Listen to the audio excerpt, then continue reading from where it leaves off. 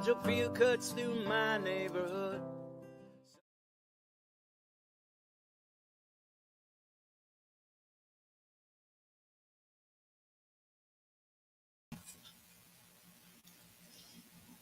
Hi, everybody. Welcome to another episode of Fearlessly Authentic. I'm your host, Lucky, and we got Steve. What's happening, guys? How goes it? Hope everybody can hear us okay. Can you guys give us a little, just let us know in the comments if you can hear us all right? We have a fun show tonight. I was like, we need to have, we need to do something that's like more fun and just like more light spirited and, still cover the stuff that matters. But I was like, we need to have, woo. Hello. Loopy. Snow Leopard said, hello. Shitlibs are musical after they eat beans. We will take the jokes. We will take those jokes. That is some crazy news there, Popeye, by the way. That link that he sent me about the teacher being charged. His son's boss, basically. That's crazy. Yeah. That's really crazy. Can you guys share this out to your whatever social medias or people you have?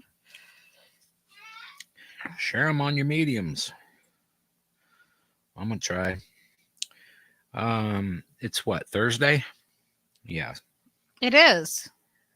It is. So there's lots of various things happening all over the place. Like, for instance, the after, what is it? How long has it been since JFK was assassinated? There's 11,000 pages of unredacted assassination reports that you can read. And I think Ricky Rant summed it up best when he was like, what did he say? He's like, there was multiple shooters and multiple shooters, cover up, the end. Yeah. That's what it was. That's pretty succinctly. That's what we thought all along, but you know what I mean? It's true. It's true. That's right. What else happened? There's other stuff going on in the world. So much. Things are happening quickly, like snapping fingers. How is everybody? Can you guys hear us okay? Is the sound all right? Is it fairly close to being close? Because I'd like it to be kind of balanced if possible. I could put Lucky on one side and me on the other. And we could fight it out for your earlobes like peaches on a bad day. Yeah. Yes. W said, I can't really remember. Anybody got any more cocaine? What? Okay, sounds good. Sounds great, Popeye said. I don't know. He may be just trying to mess with us because he's a prankster like that. So I wanted Steve to kind of be able to be able to guide us through this shit livery. So I was like, all right, name the people. I had a much longer list, but we narrowed it down to mostly everybody on the thumbnail. Yeah. Well, I mean, it's we have something for everybody. Oh yeah, there. And something about basically everybody. For all your musical tastes, all your terrible politics. Yeah. By awesome musicians. That's what we should have called it. Terrible politics by awesome musicians. No? I think we're not here to criticize their musical talents. Not at all. Not even close. But the fact is that the musical talents of people,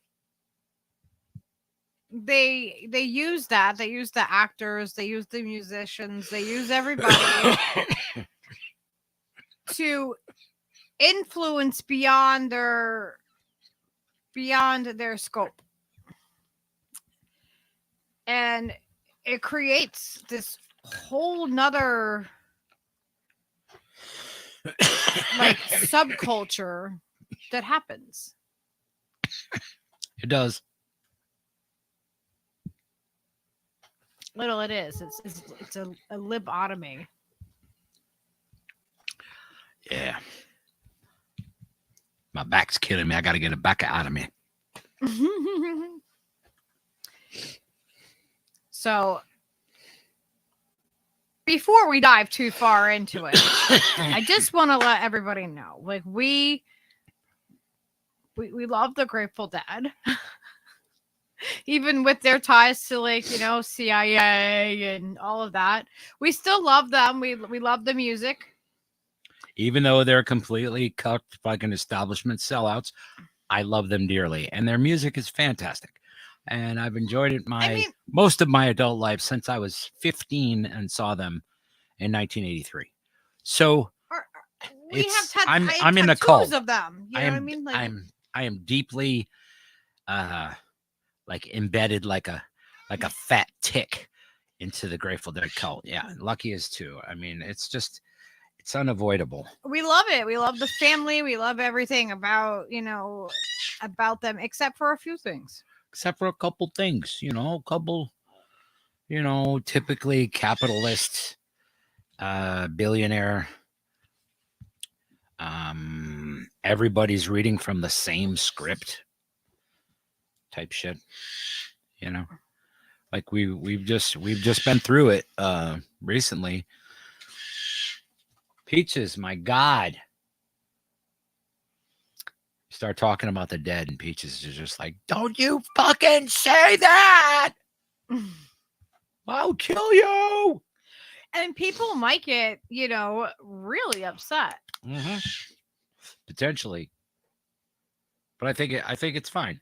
Because truth matters. Truth matters, and everybody's entitled to their opinion. And I'm not telling everybody to stop listening to fucking anybody. I don't even care. The fact is that people, a whole collective of celebrity musicians and like old school celebrity musicians, like the ones that have been around since the 60s, all the people that are still here from the 60s, all chiming this same chant, the same COVIDian mantra. And they are all still saying it. They won't play a concert unless you say it with them. The Rolling Stones won't. They're like, oh, just hold on a second. We'll set up a clinic for you to go to before you go to our fucking concert. We'll get to that though. Like, don't. All right, it's frustrating. That's all. It's just a thing. Like, I don't want to shit on any specific band or people or discredit any musicianship or any of that stuff. That's just not what it's about. And so here's an article. So the Dead and Company issue their own COVID rules for a new concert tour. And this is from December 15th, 2022. December 15th, 2022. There are no exceptions to these policies. So, like, mandate anyone? And so, like, Leo has, like, I've made eye contact with these guys. I've seen them hundreds of times. Like, I've seen Bobby and John Mayer, and and they know who they've seen Leo and I. They know. We've told the story numerous times. We have. It's just really cool that they know who Leo is. I mean. But ultimately, they're just like,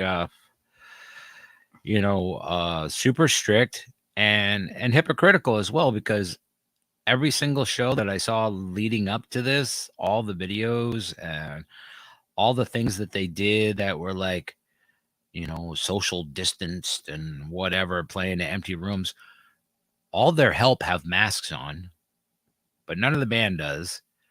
And it's just like this weird class thing. There's like a classist thing with the mask going on, and the whole COVIDian fucking, I'm not going to play unless you all get this. That's what they did. It said They have announced COVID-19 protocols for its upcoming tour. The popular Grateful Dead offshoots featuring vocals, guitarist John Mayer, Bob Weir, Mickey Hart, and Bill Kreutzmann, and Oteil Burbridge and Jeff Chimenti will require ticket holders provide proof of a full vaccination or negative COVID-19 diagnostic test within 48 hours prior to entry, except where prohibited by law, according to a new release. Where is that prohibited by law, I wonder? Requiring vaccinations and testing is one of the best ways to protect the health and safety of our band, crew, and fan, the new release says. There are no exceptions to these policies. Dead & Co. are one of the first touring acts and most likely the biggest band to date to issue its own COVID-19 protocols for attendees.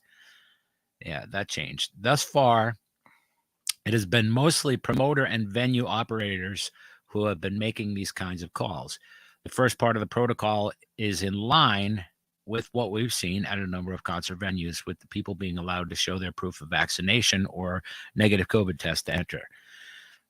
They take it one step further with the Dead & Co., physically separating some fans, those with tickets in general admission pit areas, based on whether or not they've been vaccinated.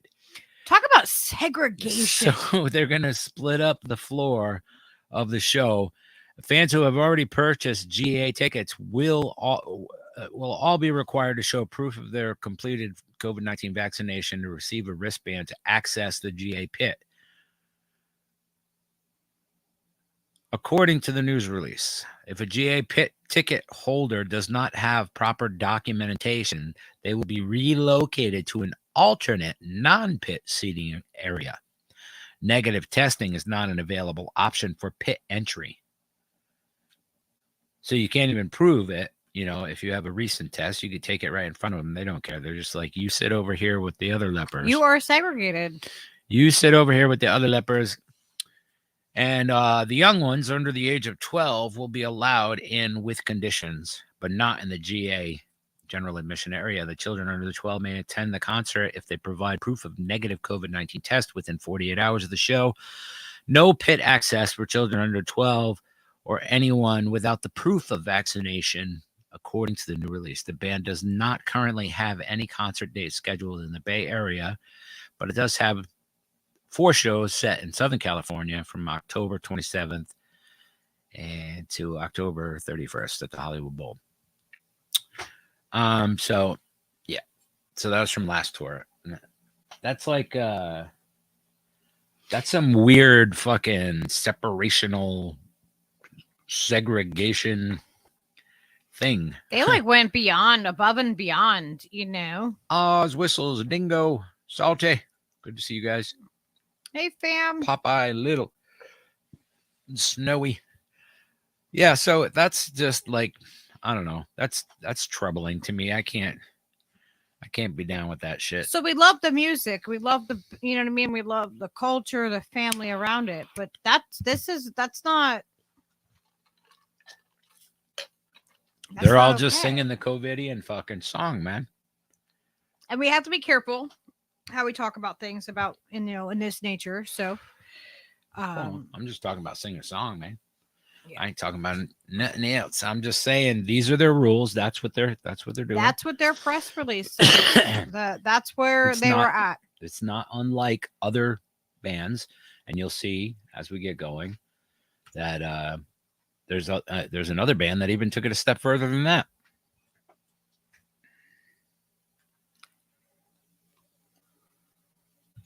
And you know, what are you gonna do? People love their new, in parentheses, Jew, who can resist a free kick, is what Oz Whistle says.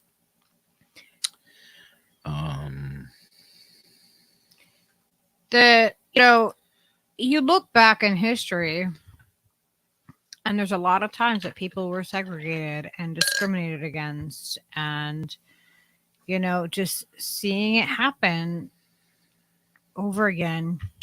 Yeah, it's pretty cloaked in what used to be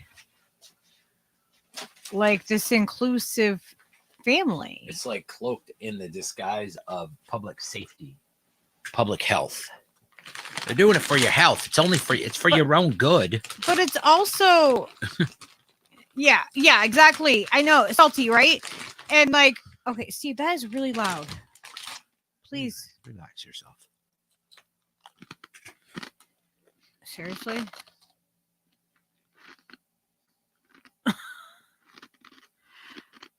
Yeah, like dirty hippies are worried about viruses. Exactly, salty. The dirty hippies, you know. Yeah, the irony of it is just palpable.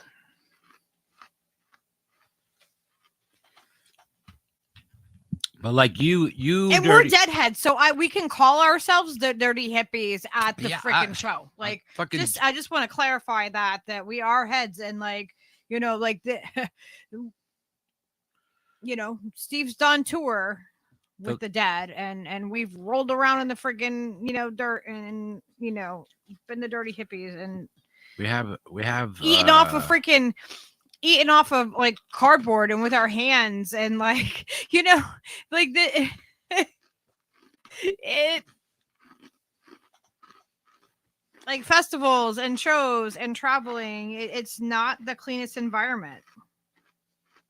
No. When did all the heads become so like worried about germs?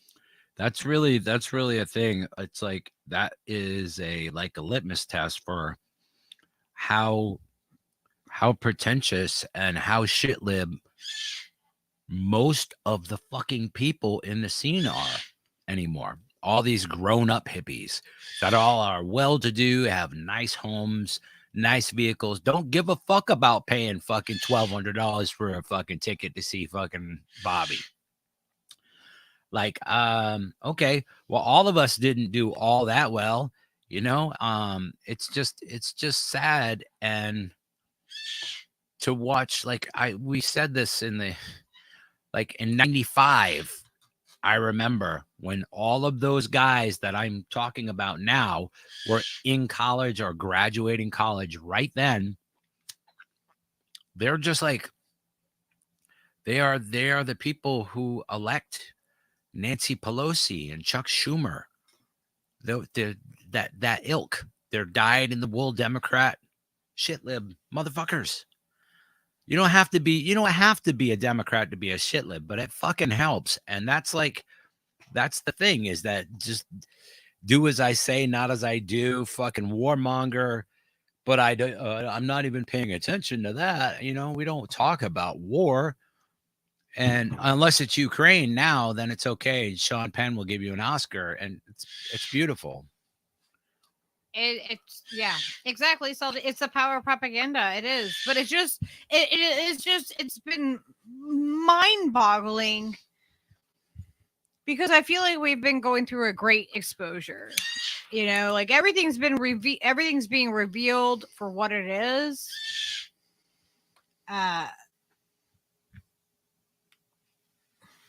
Yeah, the veneer is being pulled back.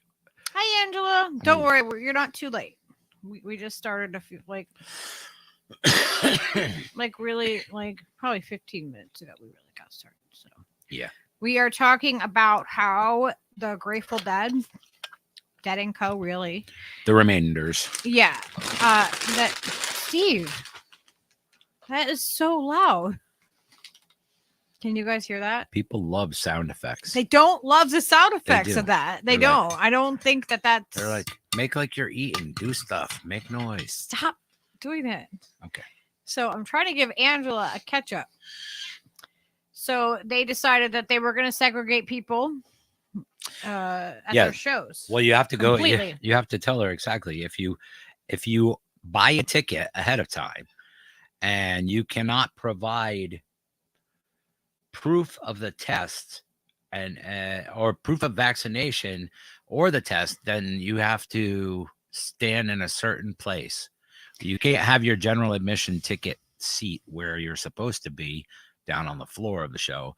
You have to go where they say all you fucking non-vaccinated people. Fans who have already purchased GA pit tickets will Yeah. be required to show proof of their completed COVID-19 vaccination to receive a wristband access to the GA pit area. And this is, and they talk about how this is, these guys kind of like led the way with being, coming up with their own with COVID their own policies. protocol. Yeah. Now that whole thing right there, like that happens inside the show, right? To get to the floor, to get to the field, you're inside the venue, right? Because they're playing baseball stadiums and shit. Like they're playing big places. And, well, at least in the summer, and in the winter, they're auditoriums or whatever, but or civic center. But to get down to the floor, you're inside the venue itself. So you're standing in line with other people the whole time, waiting to get in. And think about the now environment. We're gonna segregate you, your spun ass, your fucking ass who was tripping balls and had no expectation of all of this interaction with fucking authority figures and tripping face. And that oh man, I don't wish that on anybody. Hi, Crystal. It's weird enough as it is. Yeah, it is. It's really weird, and the fact is that it's pretty well known that if you're if you're there, you're not like, it's not the cleanest environment, especially at a festival. You really think people that are eating off of like a random cardboard box that don't have their bliss, like like they don't have a fork or anything to eat off of, they're eating off of their hands, or you're eating off of whatever, like there's a lot of crossover with rainbow events, and like people that live in the woods. Yeah, man, you're eating kick down halves of bagels that somebody didn't finish. You know what I'm saying? Like, you're not fucking worried about fucking viruses. It's really but they turned the people into to weird fucking little germaphobes. Yeah, they did. They turned us into Well,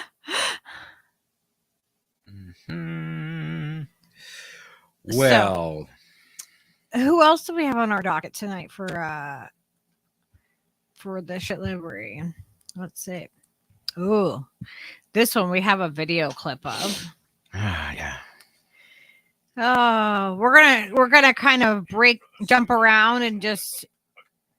Oh, okay. Take it easy now. Easy now. Easy now with the national anthem.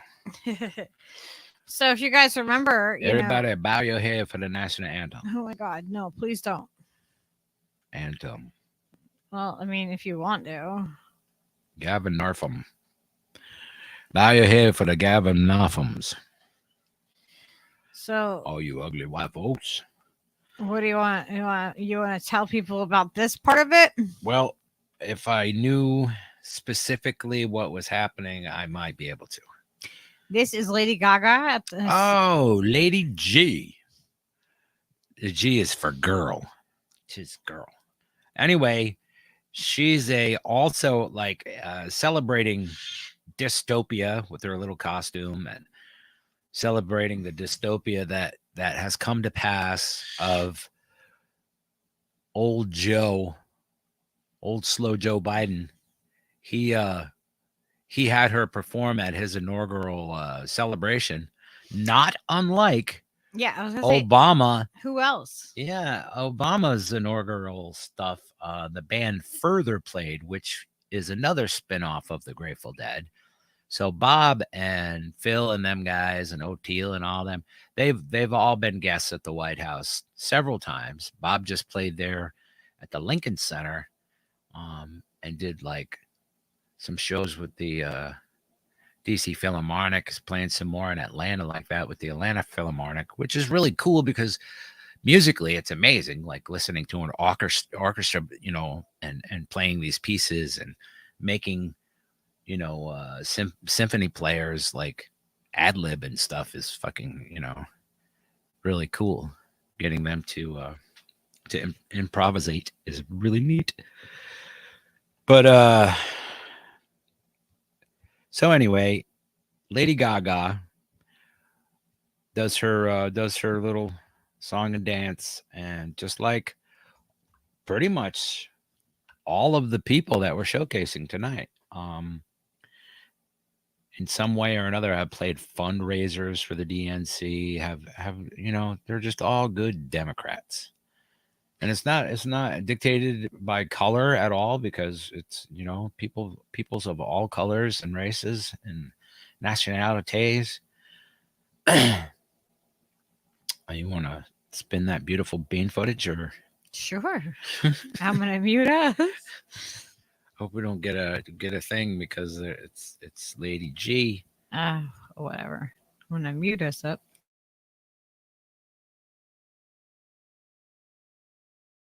Accompanied by the President's own United States Marine Band, please welcome Lady Gaga.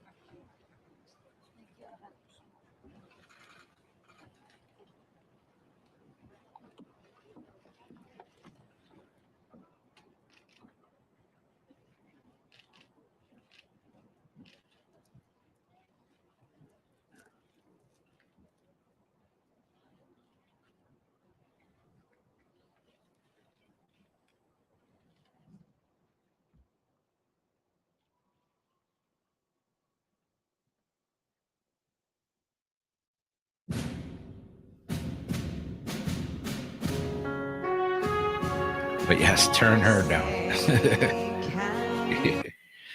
Oh no. Okay, I can play this in the background, but I'm gonna mute it. So Oh no, I can't say. I heard this is hideous. I'm not gonna put you guys through her singing and all these people in their masks, and then the guy in the back with his nose sticking out. Oh, there you go, buddy.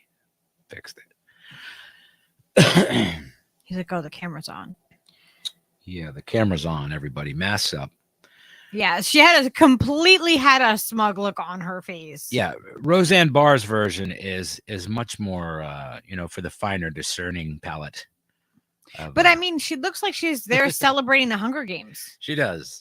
She looks like she has like there's a team of dwarves that live under her dress, and they carry her around to all her different appointments. I think she's just like, she probably has like spider legs or something under there. I don't trust her, man. I'm just saying. I know she just had a baby and stuff. I hope that shit is everything works out fine. And she has we don't have any ill intents, but it's just that the celebrities and these musicians, they use their influence, and then they are invited somewhere like that. And I mean, I can understand why they would want to go sing in front of like basically that many people are gonna see you if you're an entertainer, but at the same time, like, where is the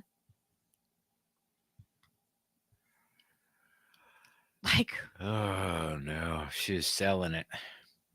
The Whoopi does need to dress up as a mammy nun, because I think that's just like some kind of weird sacrilege that I heard that Whoopi Goldberg owns the rights to Zappa's Thingfish play. Well, and Popeye was saying that she owns Zappa's. Yeah, and Lady Gaga owns fucking Frank's Old House and all the stuff. She owns Joe's Garage. That was she Zappa would not be happy about that. Frank probably would like her because she's fucking self-made, fucking done all this fucking crazy shit. And she's, you know, Did Zappa ever do that though? Did Zappa do shit livery things? Frank didn't do shit livery things. He pointed at the other people doing shit libby things. Frank, you know, he went and testified before Congress about fucking parental fucking warnings on albums and stuff. Like he was a you know, an activist in his own right in those ways. He stood up for fucking right shit. He was conservative as hell politically.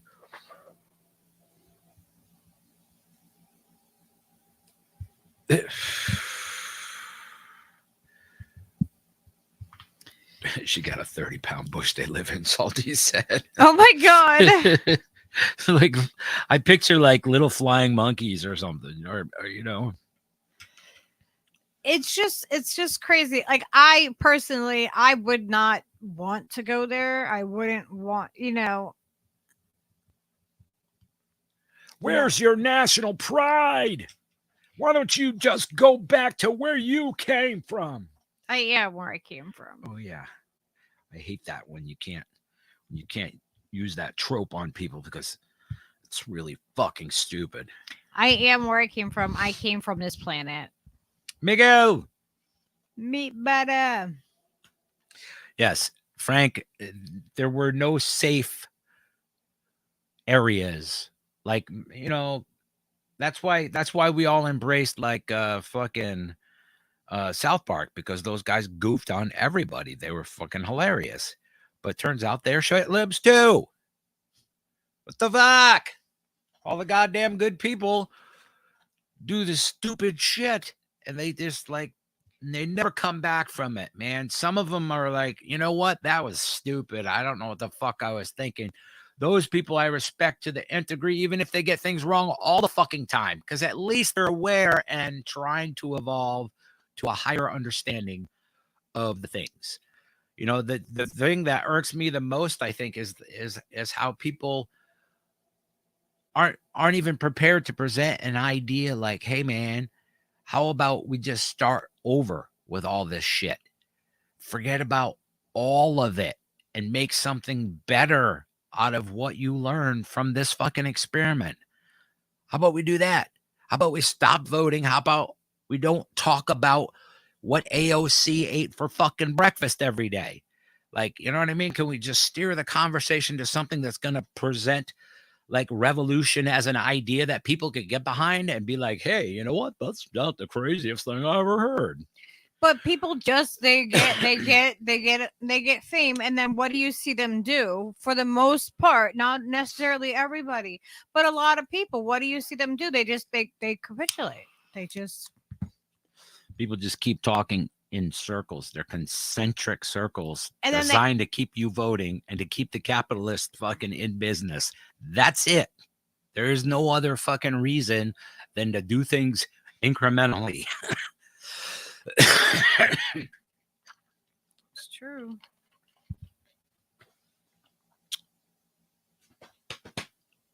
Steve Harlow, good to see you.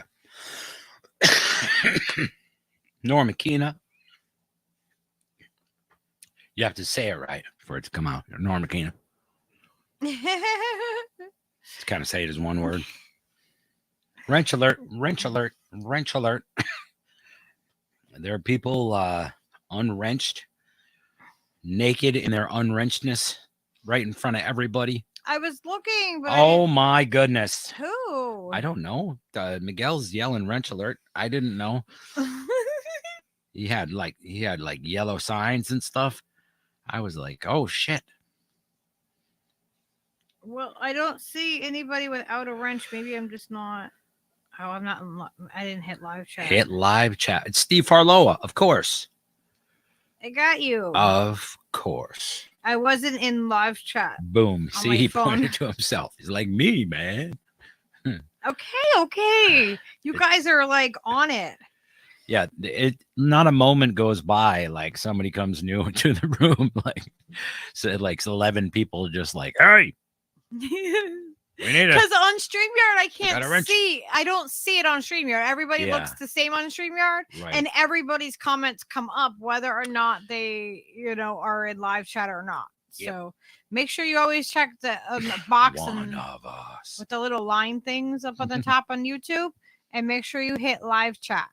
Because if not, you don't see all of it. I don't know why they do that. I was like, I eagerly joined Steve Harlowa's cult over there with Ronnie and them guys, and Yeah, you guys should check them out. because they're awesome, and you guys should do the same. And clearly, the subliminal programming is working.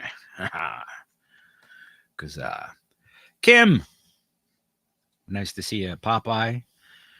The Unwrenched. That's going to be a fantastic B movie. That's right. The Unwrenched. What happened? Oh, who's our next one? Who do we got? Do you want to guess? Come on, just tell me. Yee. Yee. Yee. Yee, that's my boy. Yee. And you guys might be like, what are you talking about? No, it's Yay. No, it's No, Yee. It's Yee, because think about it. What's the name of his company? Yeezy. Yeezy.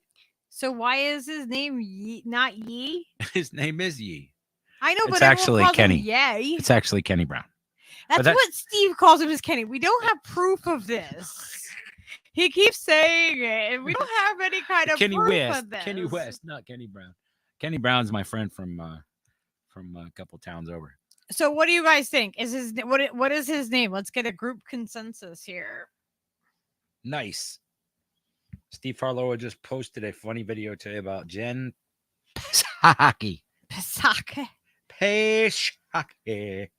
It's not to be confused with Kawasaki. No,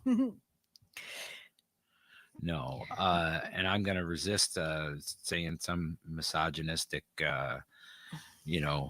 motorcycle redheaded lady comparison, because I'm better than that. I'm above that. Thank you all for noticing. Salty said he looks like a Kenny. Kenny. You say it's spelled Kinny. Kenny. So, what do you guys think? Do you think his name is really Kenny? Kenny West. Yee. It's Yee. It's not Yay. It's Yee. That's what I call him. At least that's what I said. I'm like, why are they calling him Yay? It should be Yee. Well, like a lot of celebrity folks, it turns out during the pandemic, when we were all losing our asses and jobs and fucking getting shit on by Uber and all the good stuff that was going on, and Amazon fucking union busting, you could just get the billionaire Kenny West, Yeezy, received a multi-million-dollar PPP loan. And what's that? What's that, you ask? What is a PPP loan? It's a thing they were offering. Paycheck protection program. Paycheck protection? Because what else do you need for your paycheck? There's some protection. Am I right? Come on. Think about it. So this Hey, is like when Kenny. he was like, I'm You running for bastard. president Yes. of the United States. On the heels of his announcement that he is running for president, documents reveal that billionaire Kanye West's fashion company Yeezy received more than $2 million through the Paycheck Protection PPP program. He owns 100% of the company, which Forbes estimates brought in close to $1.3 billion in 2019. So yeah, he needed it. I mean, Well, look He- how fancy he is. well, I mean, that's a nice jacket and all, and maybe you could get $60-$70 for that chain, or 1,000 probably. But yeah, no, he's a well-dressed, dapper young man with a crazy ass fucking S&M thing going on. Yeezy received between $2 million and $5 million. We're not sure. Why are we not sure? Because they don't have to disclose it. And said it saved 106 jobs. How much did they get paid at those jobs? Like fucking, well, how much you get paid? What, 800,000? We got about 800,000. I don't know, man. There were some high-paid people not getting their paycheck unprotected. The U.S. Treasury released the names of the companies that have been given loans, about 150,000 as part of the PPP after Democrats. Yeah. Government watchdog and media organizations demand more transparency. Yeah, because we want to know, was it 2 million? Was it 5 million? Heh. The SBA said that loans above 150,000 represent nearly 3/4 of the total loan dollars approved, but that 87% of the companies received loans less than that amount, and the average is 107,000.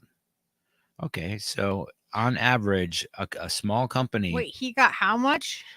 2 to 5 billion, and the average got 107,000. No, 2 to 5 million, not billion. 2 to 5 million. Yes. Yes. And the average amount that people got is 107,000. So there's a little, he's got some, what do you call that? He's got some drip. I don't know. I'm not sure what the terms are anymore. I'm getting old. Can you scroll that up just a little? The PPP has received complaints about banks prioritizing big customers, favoring companies with ties to the Trump administration, and giving money to large companies, some of whom returned it after facing backlash. Because that's what you're supposed to do, right? You get a forgivable loan, you're going to give that money back, right? That's what a good guy would do. Well, I think what they're like, oh, that's bad. We have to return that. Okay. Jenna Colby said, I thought you said yeasty. West, east. I thought you said west. Other companies with ties to the Trump administration got this. Why do they have round. to make it like about like the Democrats gave the PPP loans? That was all bipartisan. Bad. All of that COVID shit was bipartisan. Let's see. Other companies with ties to the Trump administration got cash this round, including Transportation Secretary Elaine Chao's family business, Foremost Maritime, and Joseph Kushner Hebrew Academy in New Jersey, which is named after Trump's son-in-law and advisor, Jared Kushner's grandfather. The PPP was created as part of a $2.2 trillion CARES Act. Whoosh. That's the sound. 2.2 trillion. That's like the amount that the Pentagon just like lost. Like they can't account for 2 trillion. Yeah. And this is how much they gave it to, to everybody. And then whoosh, it's just gone. And then, so he signed it. Trump signed it into law at the end of March. On Saturday, Trump signed into law a bill extend the PPP for another 5 weeks, 3 days after it expired. But everybody's like, that motherfucker was kicking down. You better turn that shit back on. Treasury Secretary Stephen Mnuchin implied last month that the Trump administration would not disclose company names because it considered the loan information to be the proprietary and confidential to the business owners. The Treasury and the SBA later said they would release the names and data for companies that took out loans of 150,000 or more, so you can know who those are. But if if they broke it up into small amounts, like under 100,000, like I'm sure lots of people did. So yeah, let's see who got the most money back. Oh, look at this. Elon Musk endorsed and Kim Kardashian endorsed Kanye West for president. Well, yeah. That's kind of weird, right? Elon, who just kicked Keeney to the curb, as it were. Yeah, he off just the kicked tweeters. him off of there. But 2 years ago, he was down. He was like, down to clown. I endorse him. Where's my money? That's what Peaches is screaming. It just shows that like how they just shift. Like, oh, we'll give it back not because we shouldn't have taken it, but because people realize that we took that money and that we shouldn't have taken it. So now we'll give it back. Yeah, we already got to use it for a while. It's fine. No harm, no foul. Can I have my money back? Money back, please. Where's my $2,000? Yeah, we never even got our $2,000. Cocksuckers. That was supposed to be our money as U.S. citizens. I was told that like all my fucking musician friends all got to fucking do unemployment as gig workers. I'm like, really? That would have been nice.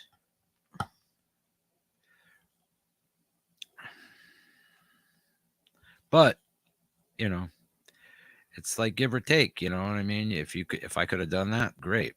But then they were like, well, all the venues are gone. And then turns out, nope, still a lot of venues. Weird. A lot of them are gone that have been around. But now there's a bunch of different ones.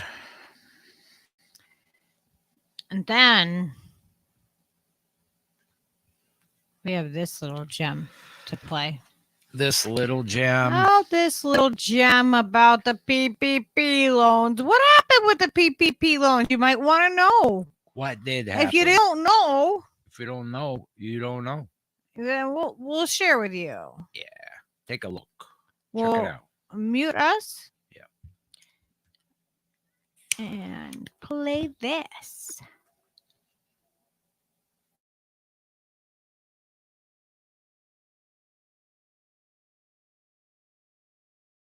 Nation is learning more about the pandemic's impact on businesses and how some might have been able to take advantage of federal assistance programs. There has been a lot of money exchanged, billions of dollars. But it turns out that some of your favorite celebrities like Kanye West, Reese Witherspoon, Khloe Kardashian, they submitted claims for PPP loans and received millions of dollars. But now those loans have been forgiven, and those wealthy business owners, they don't have to repay them at all. Rich McHugh has been following this story for us. Rich, I know that you've been digging deep into this, and what does it mean? Good morning, Adrian. The idea was to help, ordinary Americans weather the storm of the pandemic, and small companies weather the storm of the pandemic. The government gave out $800 billion in loans to these small companies, but they made the rules so easy to qualify that even some billionaires passed, and their companies passed with flying colors. When ordinary Americans were struggling during the pandemic and small businesses were closing by the thousands, the government doled out 11.47 million Paycheck Protection Program loans, or PPP, billions of dollars to companies in need. The folks in Congress who wrote the bill to establish PPP and send the money out to businesses, the main goal was just to send people money to keep them employed. But millions and millions and millions also went to companies owned by the uber rich and celebs like Kanye West, Khloe Kardashian, Jared Kushner. The overriding lesson that I've taken away from this data is the government really wanted to put a lot of money out into the economy and get it into the hands of people. Derek Willis with ProPublica collected the data into a database to search every single PPP loan that was given out. And as a result of that, they designed a program that made it easy to apply for, relatively speaking, and easy to get money and easy to get it forgiven. For instance, Kanye West's company Yeezy got $2.3 million and change. Khloe Kardashian's company Good American LLC received $1.2 million and change. Businesses related to Jared Kushner and Donald Trump took in over 25 PPP loans worth more than $3.65 million. The list goes on, but the kicker? Most of the loans have been forgiven. Walk me through why they would be given these loans and why they'd be forgiven. But the short answer is they were eligible to be given these loans. And because the eligibility requirements were not very strict. Kanye West was made a billionaire, by Forbes at the same time that, he was out taking PPP loans. Carol Roth, author of The War on Small Business. It just goes to show you that there are winners and losers in central planning, and the wealthy and the well-connected are taken care of at the expense of those who are not. In March, President Biden in his State of the Union made this vow. And we're going to go after the criminals who stole billions of relief money meant for small business and millions of Americans. And earlier this month, he signed a bill giving the Justice Department more latitude to investigate people accused of fraudulently collecting these loans. The structuring on PPP was really flawed from the start. The reality, according to Roth, is that the super wealthy were well within their rights in taking these loans. even if you were wealthy, because that was the way that it was structured by the government, you got a free pass. This is all shocking information to people, including myself, but this is all legal. This was legal. Is that right? Yes, this is entirely legal for almost all of them. There are certainly some companies that are part of the fraudulent taking on of the PPP, but for most people who are the wealthy and the wealth connected, who ethically we may not think really needed that loan, they were just following the rules and regulations in the way that they were put forth. So, ethically, maybe it wasn't a great decision on their part, but the blame really resides here with the government. And this isn't one administration or the other, Adrian. This was a bipartisan mess from the get-go. When the president announced that he's cracking down on fraud in regards to these loans, he's not talking about the billionaires, though. I don't believe so. I think he's talking, I've seen reported that up to 10% of these loans were fraudulent. And by that, I think they're going after the people who, for instance, were living in Minnesota claiming that they were an orange farmer, or they were taking these loans and using them to buy cars. There's a lot of that in the data, but I don't believe it was these billionaires. They apparently followed the rules and had some very good tax advice. The ethics are questionable, but looks like they did not do anything wrong. They didn't break any laws. All right. Thank you, Rich. Thank you for watching. Go to newsnationnow.com to find news.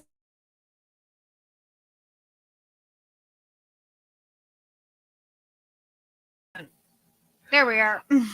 Yeah, I agree with Jenna. That's why we need guillotines. Yeah. Uh-huh. Exactly. I mean, they didn't break the law. They did not. No, because the laws were written in a way so that everybody could take advantage of it. Mm-hmm. And it's funny how I notice how slanted that is. It's all about like, it's only the Trump people and the, Kanye and, like none of the other people like that actually, are part of that as well. Right. And that are shit libs. Yeah, peaches. Yeah. So it's just really interesting how all these musicians have used their power and their influence and, to do all of that and to manipulate everybody. Oh my goodness, Bird. For the state. Yes. And all singing the same exact song. You know what I mean? Almost verbatim, like between each. If you look at all the little clips of everybody saying the thing, like they keep repeating the same words. Like it's really, really cultish. It's really, really like Branch Covidian stuff, man, going on. Like, and to still be screaming it, still screaming it. Fauci going on there telling everybody it's still happening. Don't stop now. We have a lot more stuff to give you guys. Don't stop now. It's too late to stop now. And it just like this, it's just over and over and over again. It's just been everybody. It doesn't matter. It's across every music genre, every kind of like up, coming up from everything and every background. Yeah, from every single form of media. It doesn't matter, like it music, film, writing, radio, friggin' all of it. Satellite radio. If you listen to that for 5 minutes, you'd be like, "What the fuck? Everybody is saying the same thing." It just makes me uneasy. Just even if it was like I thought it was vaguely fucking on point, it's like it's still just tremendously unsettling. It's like, so they're all parroting it. They're all parroting the same narrative over and over again. They're reiterating it. And so who's using who in this? Yeah. Well, you know what I mean? Like, are they towing the line because they believe it? Are they towing the line in order to just go along to get along? Are they towing the line because if they don't, they worry about what could happen to them or their career or how they'll be smeared? I think you can just stay in that bubble and be insulated from facts. You don't have to believe that what you're saying is not true. They've convinced people that it's true and it's full on, there is no turning back from that. Like, you can't say it's a little bit true. You know what I mean? They're all in. All these people that we're mentioning are all in to the degree that it allows them to continue to work until they start, dropping themselves. The fact that that's happened, a couple places as well. But the idea is that they are allowed to do it. So that's why they're towing the line. That's what makes them a shit lib. That's what, that mentality. It's like, you're doing it. You got to do it for the greater good. Like, you can't critically think about anything. You've been told this is the fucking narrative. Now get with the picture. That's it. There's no gray area. Yeah. No room for discussion. Because if you discuss it, then you're a conspiracy theorist and you're smeared immediately. And I don't see what's wrong with being a conspiracy theorist. No, I think it's great. And in Like, fact, I want to be conversations clear. and theory about things, like and questioning the narrative of what you're fed, like using your critical thinking skills. There's nothing wrong with that. No, not except for in this case, because we all know that vaccines are safe and effective and stop you from dying somehow. So Yes.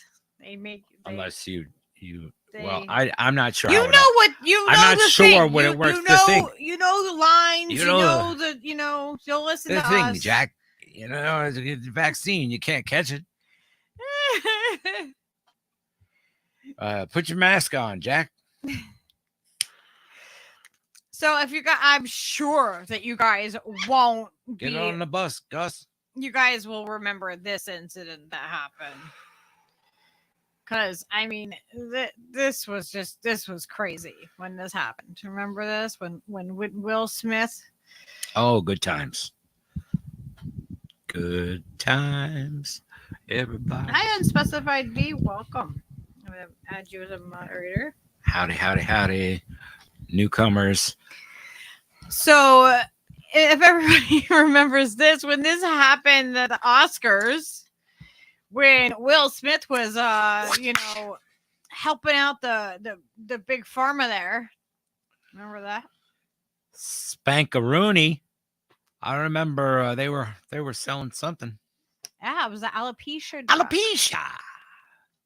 Do you have to say it like that, or I don't know that you have to say that. It's spelled that way, right? Alopecia.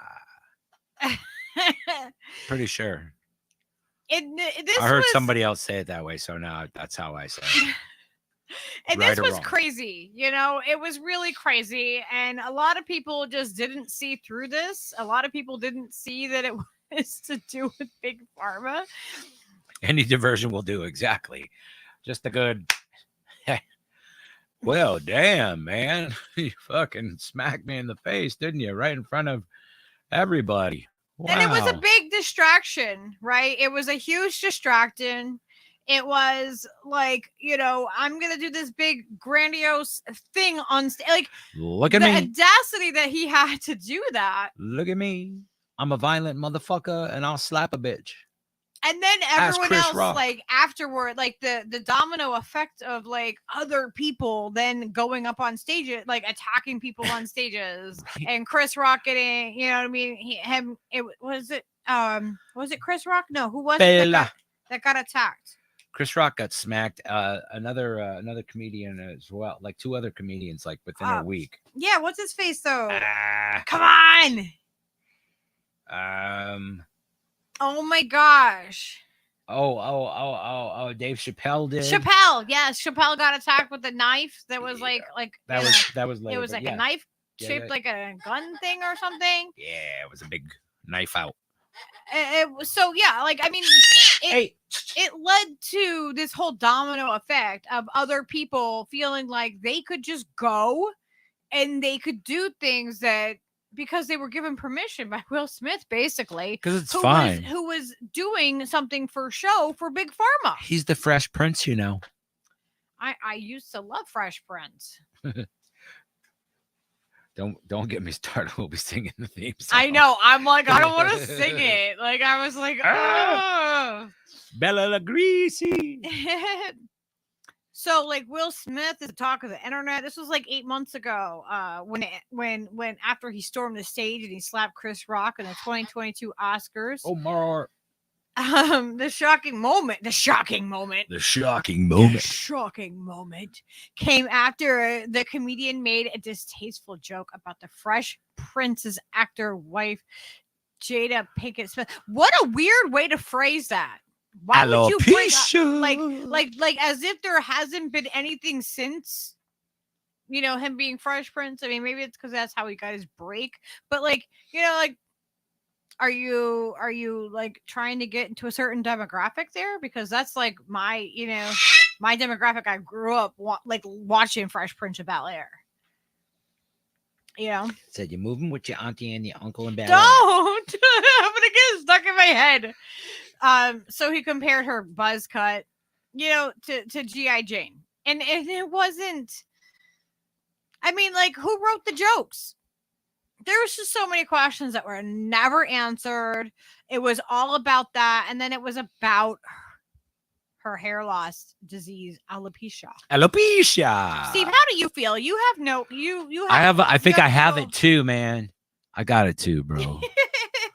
I can relate to Jada. Well, how do you feel about it? Do you feel like that was worth a slap? No, I don't think so. I think Jada Pinkett Smith is probably, you know, one of the most beautiful women. Like, you see her face, she's so gorgeous, right? She's really, really pretty face.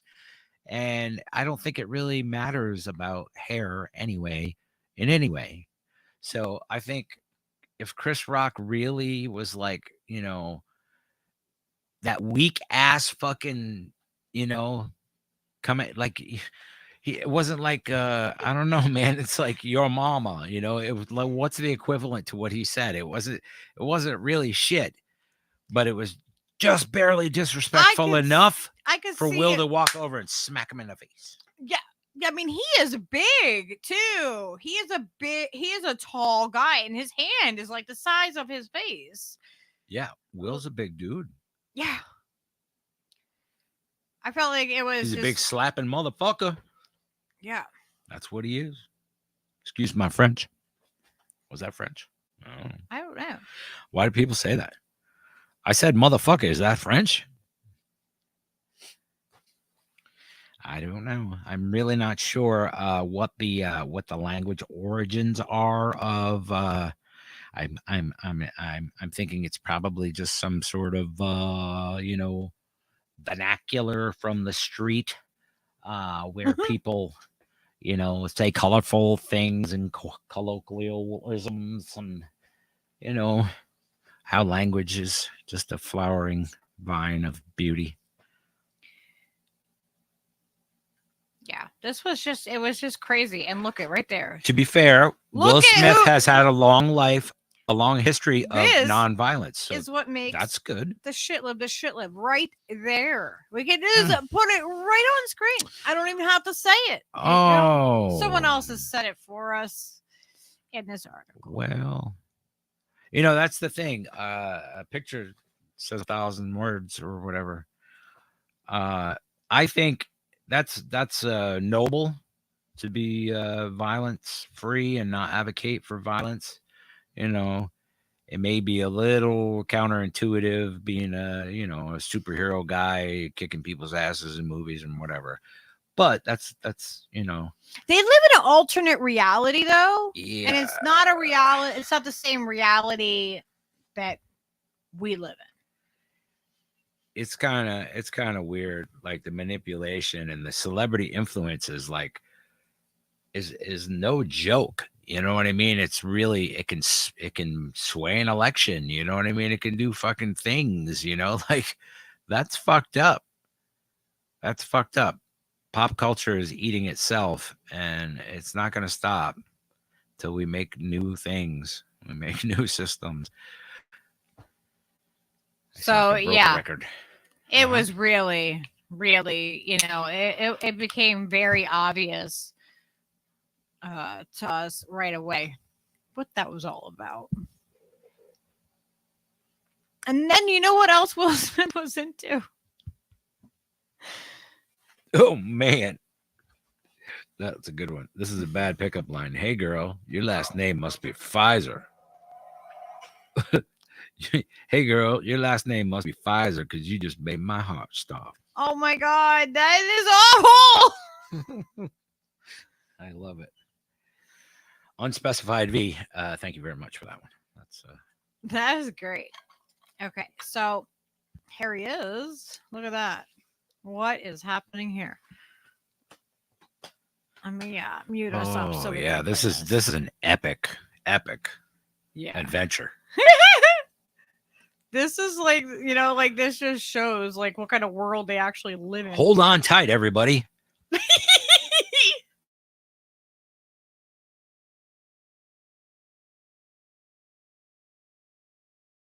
Yo, come check this out. Wow. Whoa, this is crazy. Here we go. Whoa! Yeah! Yeah! You've seen too much.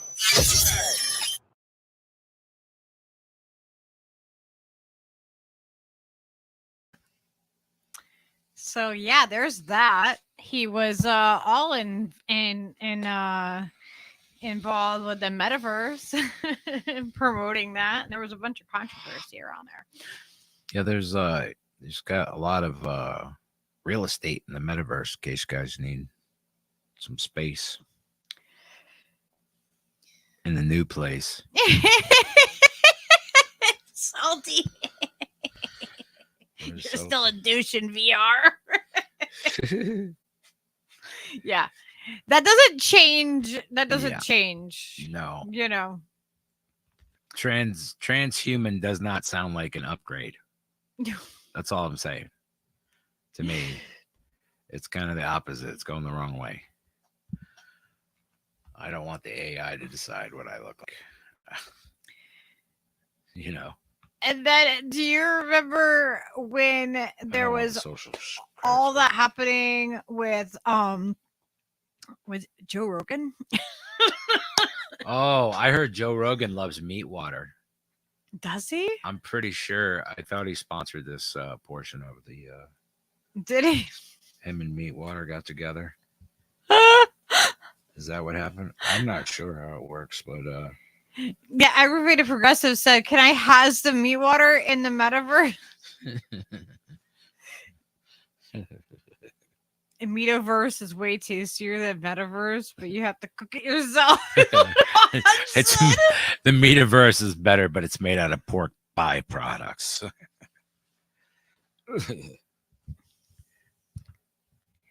Good night, Angela. Angela. Yeah, I know. We have to get up early ourselves tomorrow. Skyla has a ultrasound. She's got kidney stones. So she has to have this contrast and non-contrast scan done tomorrow. So we have to be at the hospital at like 6:45 in the morning or something. But, you know, I couldn't miss my Thursday night show with everybody. So, okay, what did she say? Hope we'll be able to make the weekend shows for longer. Peace out. Oh, we love you, Angela. You should send me a picture of you wearing that necklace. Yep. Definitely anybody who's gotten merch. Yes. Should model that shit. Yes, please. Please. Boom, boom. Oh, So maybe we should show something real quick to the people that are new. You might want to know about this. Yeah. Steve and I make funny commercials that are not Joe, real. don't give him the heads up about the good John, man. You're supposed to just play it because Joe Rogan is sponsoring. Do you love margarine and polystyrene foam? Move over, Twinkie. This may outlast you in the apocalyptic times. You can rely on old meat butter for your end times. Meat butter. Not to be confused with ham that comes in a can. The best hams don't come in a can, and you need a plan in the apocalyptic times. That's where meat butter shines. Try meat butter from the makers of Spam. Your dog will thank you. Or will they? Meat butter. Meat butter is not for human consumption or animal consumption. Please do not, by any means, feed meat butter to anyone you know or ever will know. Meat butter is very harmful, toxic, and will cause death. Not responsible.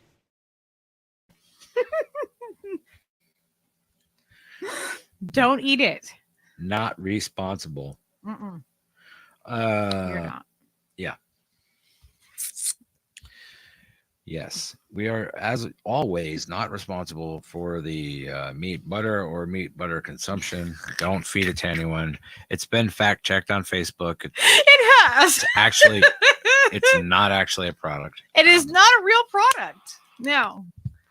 No need to fact check it. It says like, it's not real. Oh, I knew that was going to happen. What? Vladimir Putin has joined the chat. What? That's, it was inevitable. You start talking about certain topics, man. And the leader of Russia is going to show up on your live stream and probably take over the entire thing, and it will likely end in nuclear war. Miguel, who is he is who we have dedicated meat butter to because he he triggered it to become a thing. So Miguel is meat butter, and meat butter says, "Say hello to meta butter." Yes, I think so. Do we want that kind of artillery in the hands of Miguel? Of Vladimir Putin?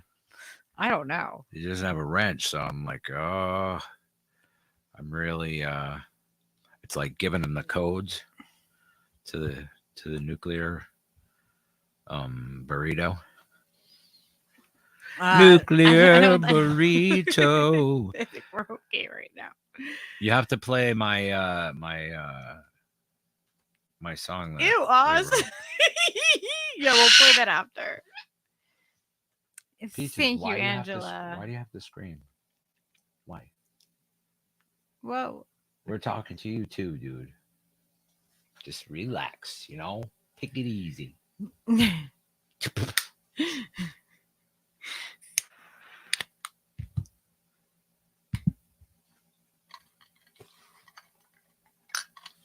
Oh, what did Norman say here? I don't know. Can meta butter be made out of Zuckerberg? Well, I think it probably is. Yes. Oh, we do actually have Putin. Okay, I see now. Why did I not see it before? I missed it. Did my thing go off of live chat down here? No. Okay, I don't know why it didn't show up on. Yes, but hi.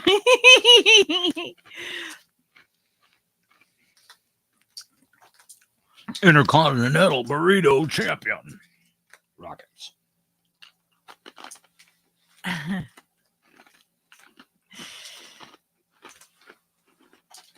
What is he? What did you give the burb?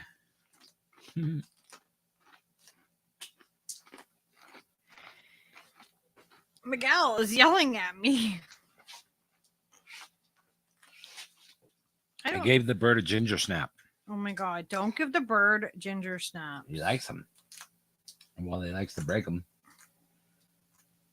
He likes the taste of it too. He's like, he's not eating it. He's tasting it. No. Look at him. Keeps getting a little bit in his mouth each time. He does. Oh my God. Mm.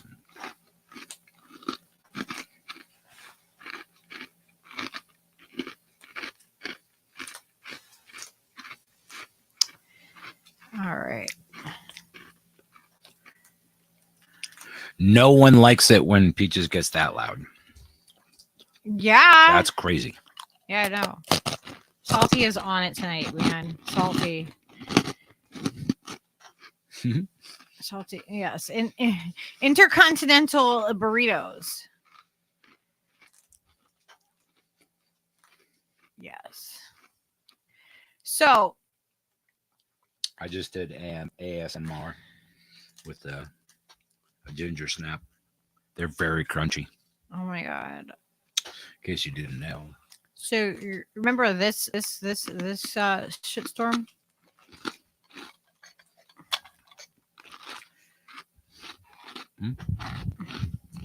When Neil Young urges the Spotify workers to quit, says Joe Rogan is not the problem.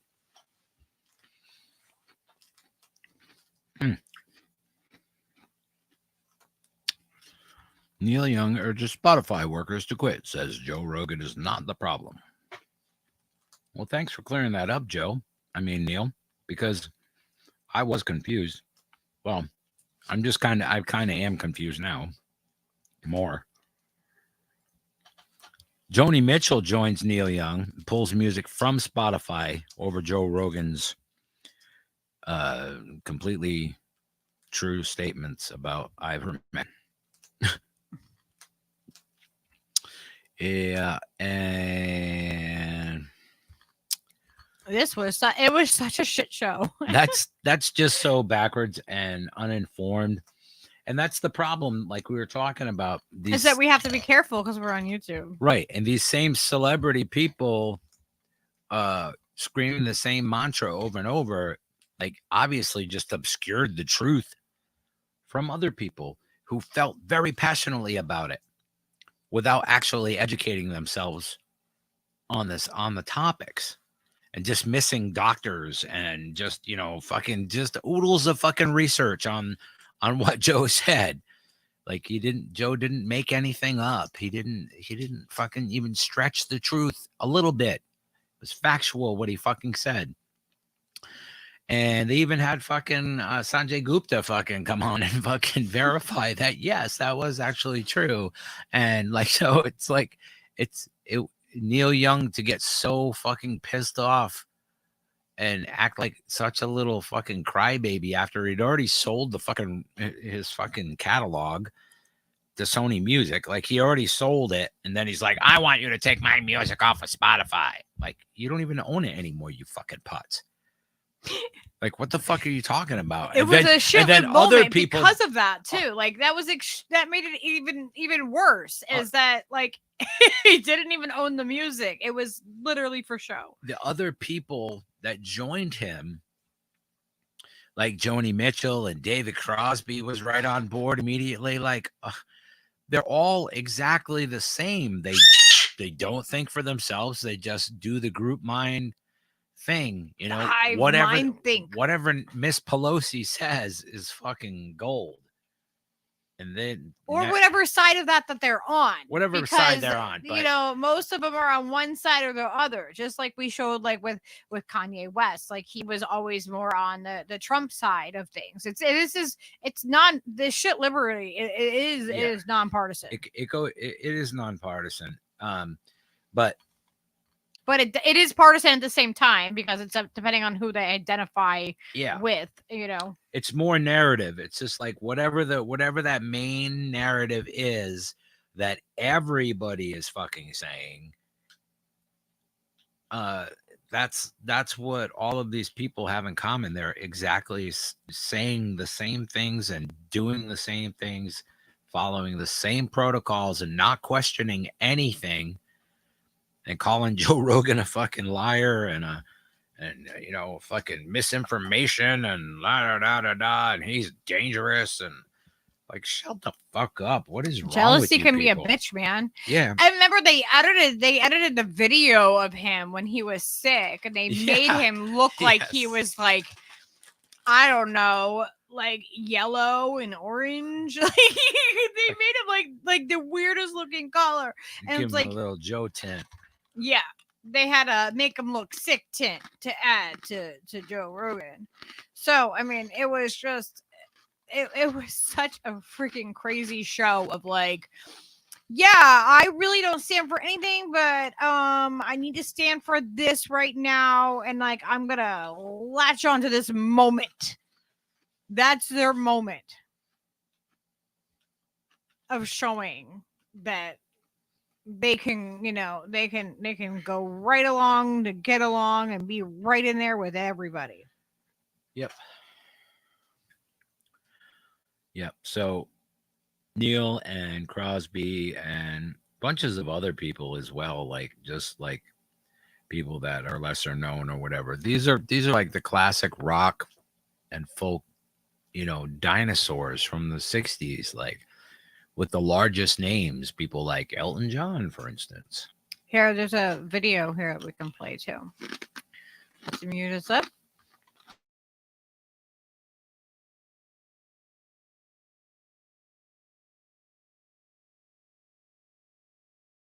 By his own admission, Joe Rogan is as surprised as anyone. His show is among the more popular podcasts in the world. We've opened the door to these new levels of power for the government.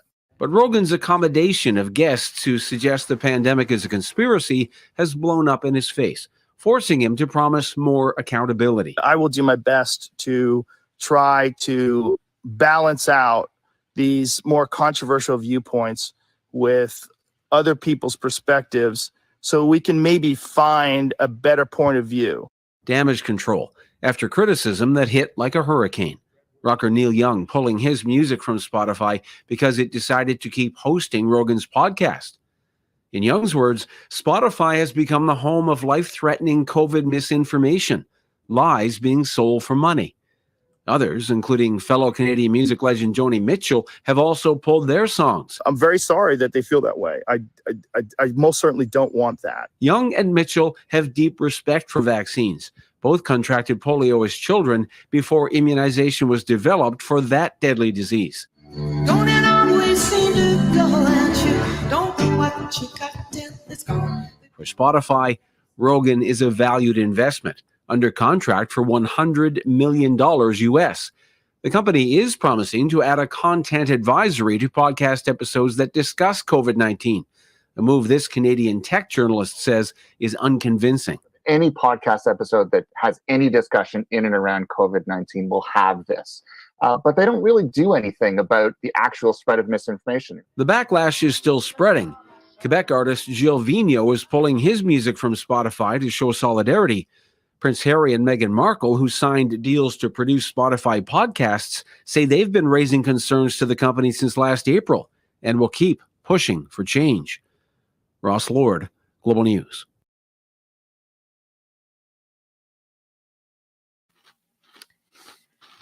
So we all know, you know, what kind of happened there. After the first snowstorm of the season, some of the 30-plus centimeters in Morel Peak. Right? Was that propaganda? It's not the propaganda.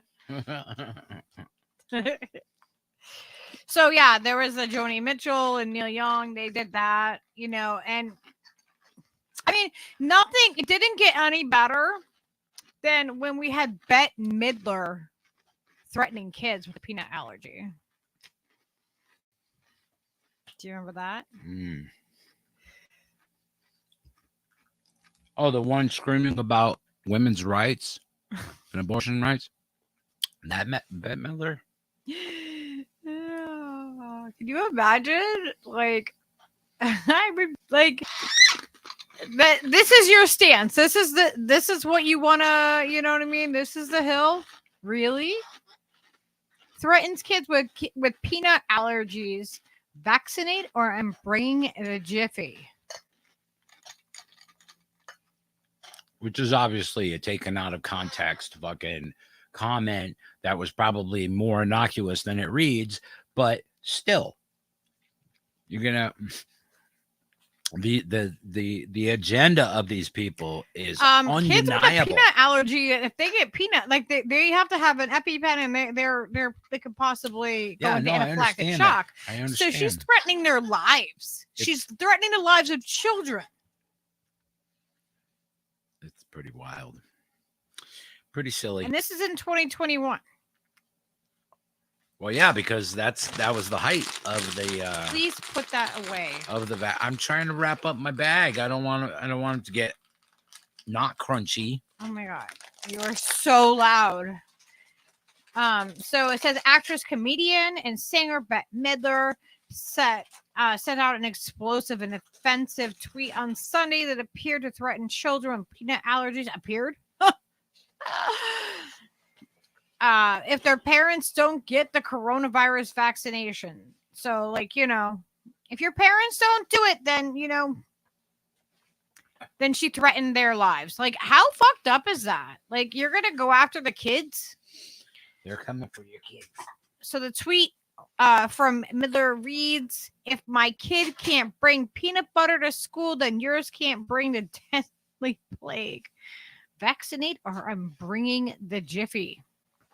So she's like targeting specific children and threatening them. And the tweet, she appeared to confuse peanut butter with popcorn when she referred to Jiffy instead of Jif. There was also a glaring fact that Midler has one grown daughter named Sophie von Hansberg and no children in school.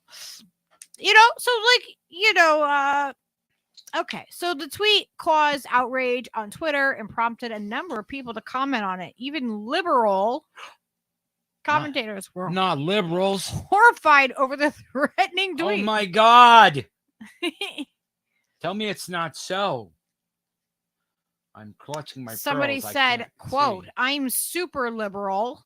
Like, oh, wow! Like so. Woo! Well, you get us 2 gold stars. He did a cartwheel right before he said it. I'm super liberal. I'm super liberal. Cue the cartwheel. Even liberal handspring and a half canner. Even liberal commentators were, where am I? I'm Landed super liberal, very pro-vax and science, but this isn't funny. My son, like millions of others, is severely allergic to peanuts and tree nuts. If he touches it, he gets hives. If he eats even the tiniest amount, his throat closes. No amount of CPR would help. Do better. Peaches. Did you hear that? And then they're like, you know, just for verification purposes, here is her tweet. Yep. Yeah. Another person said, the minute we stop seeing those who are anti-vax, anti-mask, and COVID deniers as no longer humans, then we understand how the Holocaust could happen. They make shitty choices, but their death shouldn't be our solution. No. Well, geez, I kind of agree with that. Ah, look at that. Well, she's kind of fucking got it inverted though, because yeah. Okay. Yep. Yeah. We can leave it that. So this other person says threatening to kill kids is threatening to kill kids is someone doesn't inject their kids with an experiment. What a great person you are. In quotes. That is, I'm reading this from an article. Well, because they're safe and effective, right? Because they are, according to the CDC and YouTube. And YouTube. That's YouTube's stance. That's if it's okay for YouTube, it's got to be fine for me, right? Come on. What are you even saying? Of course it is. Just fine. It's just, you know.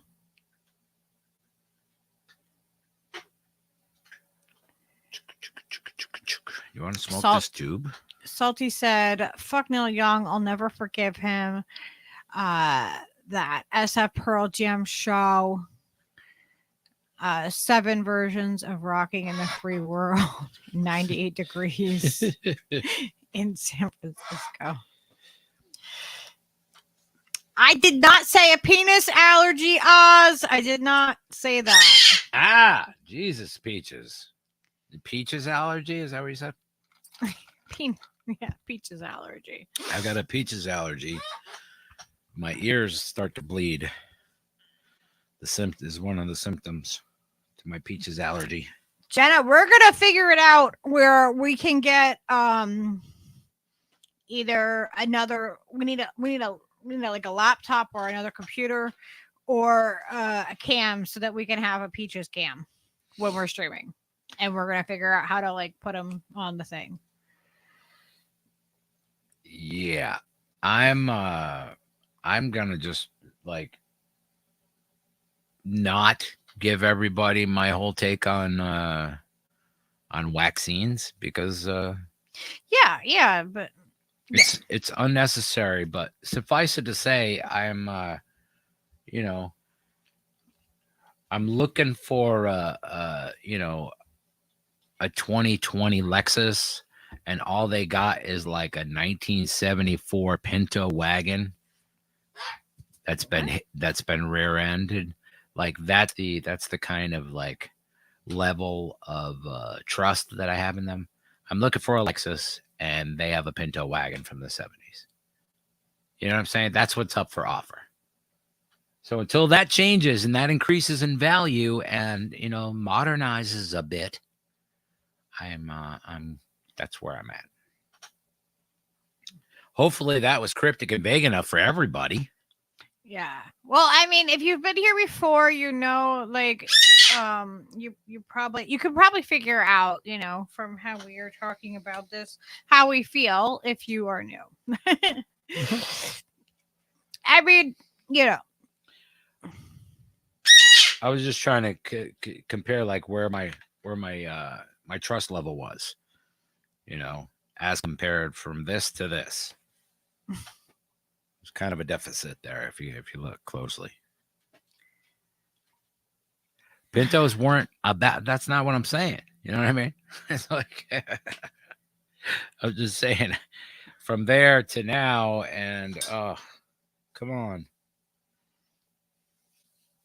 That's about the last time anybody gave a fuck about safety. Wolf dude. 1973. Okay. Oh, okay. Pinto wagon with the paneling on the side. You know what I'm saying? I saw a wrench thing or something. Wrench thing. I'm getting a wrench. There we go. Do you want to smoke this dope with me? No, I was saving that. Please, no, leave it. You're Hey, such a saver. Welcome to the show.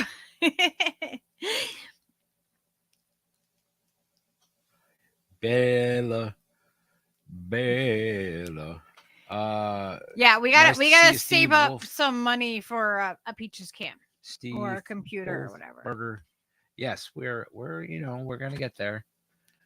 We just need a little more hardware, a little more power. Dan Colby said a geo tracker. Geo tracker. Oh my gosh, one of my friends had one of those.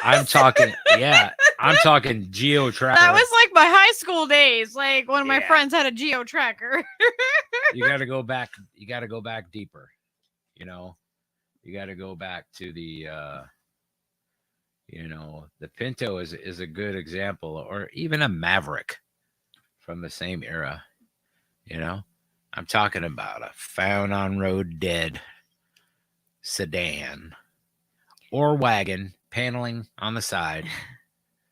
So, moral of the story, don't be a shitlib and threaten kids with peanut butter. Please. They have an allergy. Be cooler than that, right? Yeah, like, let's not go there, don't be a shitlib. Okay? Who's cooler than that? Well, you know who else we got in our queue here? Stop it. To talk about? Yeah. Yeah. Ford Falcon. Fine automobile. So that's a little bit before the Pinto. Okay. Yeah. When the quality was higher then. Lay it on me. Who was our next one? Do you remember? I don't know the We're gonna- order at all, so We're gonna your play guess is this as little good as mine. video here. Your guess is as good as mine. Oh, Yeah, see, I have the cue. Ding dong. Hip hop's dead. Oh my gosh! Hang on, mute.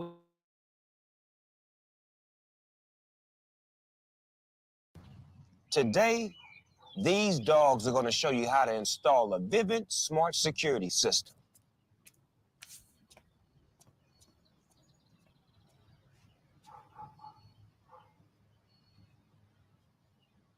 We can do this all day. And I think we will.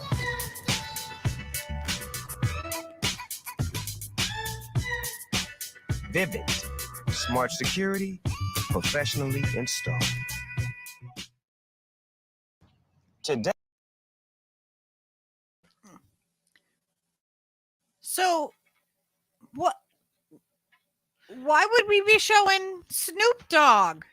Why not? Because who is he working for now? He works for he works for Big Brother, Big Surveillance, whatever you want to call him. Snoop Dogg, bro. He's Snoop Dogg, bro.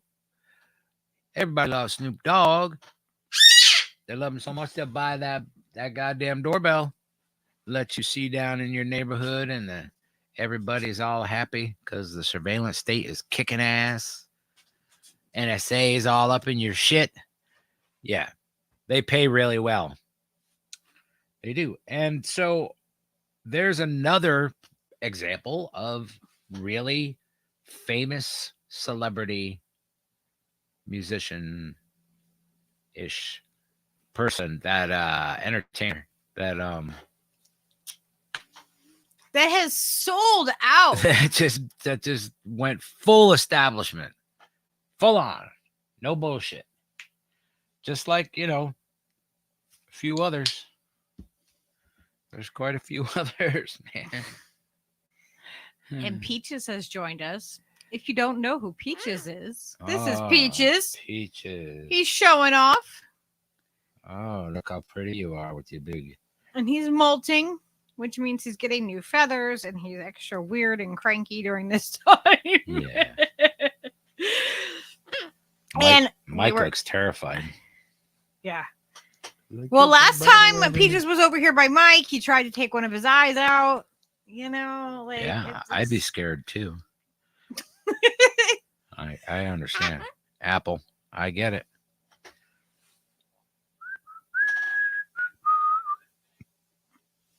Why can't we be friends? Peaches is cute. It's an illusion though, because he's deadly. He's a deadly raptor bird. He's a dinosaur.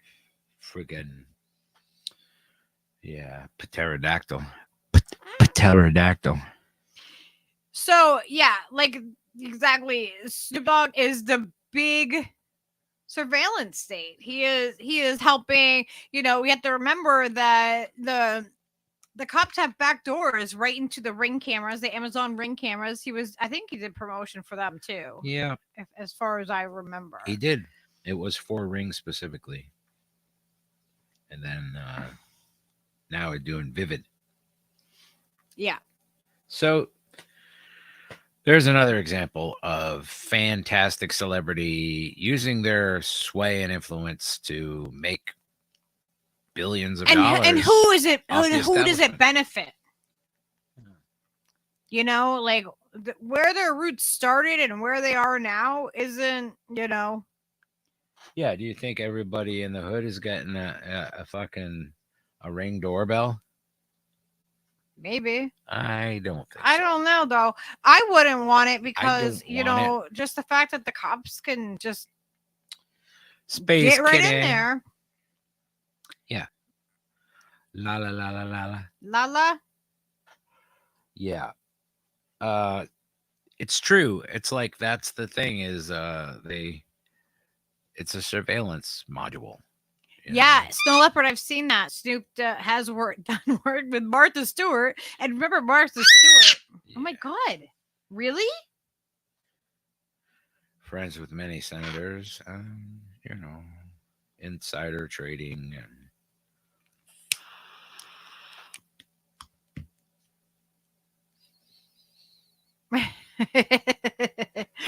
It's crazy though, right? It's like they've completely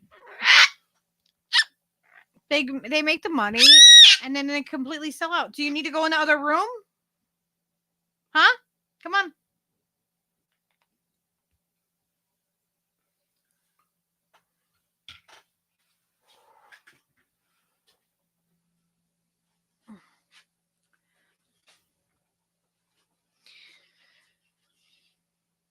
Yeah, the doorbell that allows you to snoop on your neighbors. Exactly, Miguel.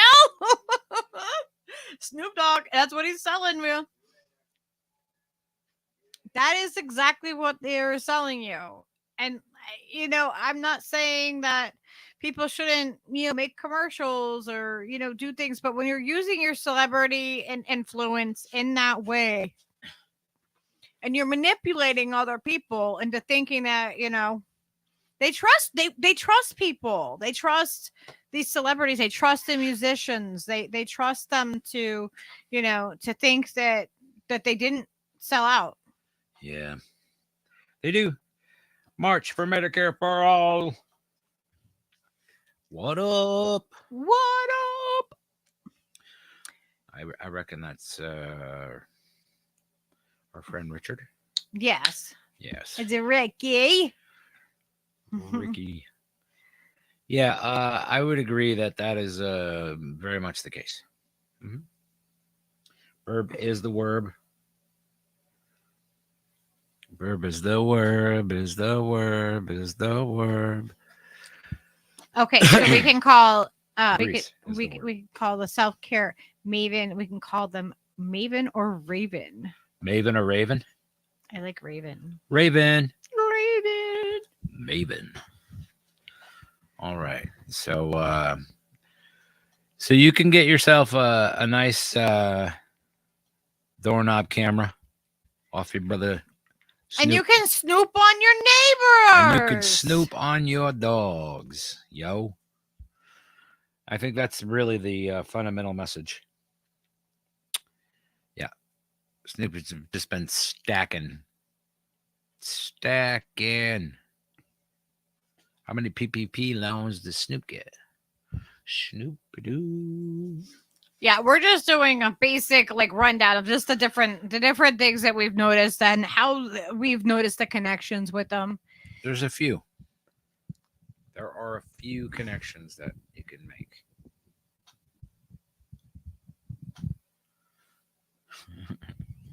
A couple.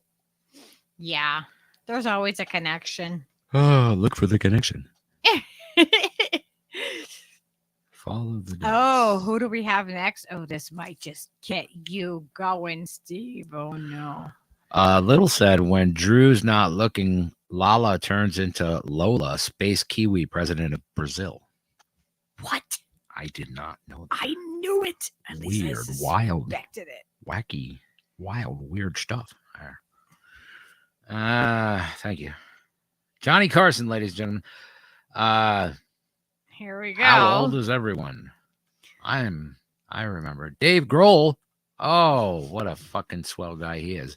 Targeted by anti-vaccine people. They were like, oh, fuck you, Dave Grohl, for making us have to fucking show proof of vaccination at the Foo Fighters show. How do we know we could show these things on here? Because they are pro the mainstream narrative. And so are all of these because people. Obviously vaccines are safe and effective. Mm-hmm. Come on, people. Gosh. I'm feigning shock right now. In case you can't tell by my voice. Come on, people. So I have a video here we can play. Give a little bit of information about how he was feeling about this. And why he got put on our list for this Dave. show. Tell us about it, Dave. This Who makes is it? me so bad. when we were looking. Who is it?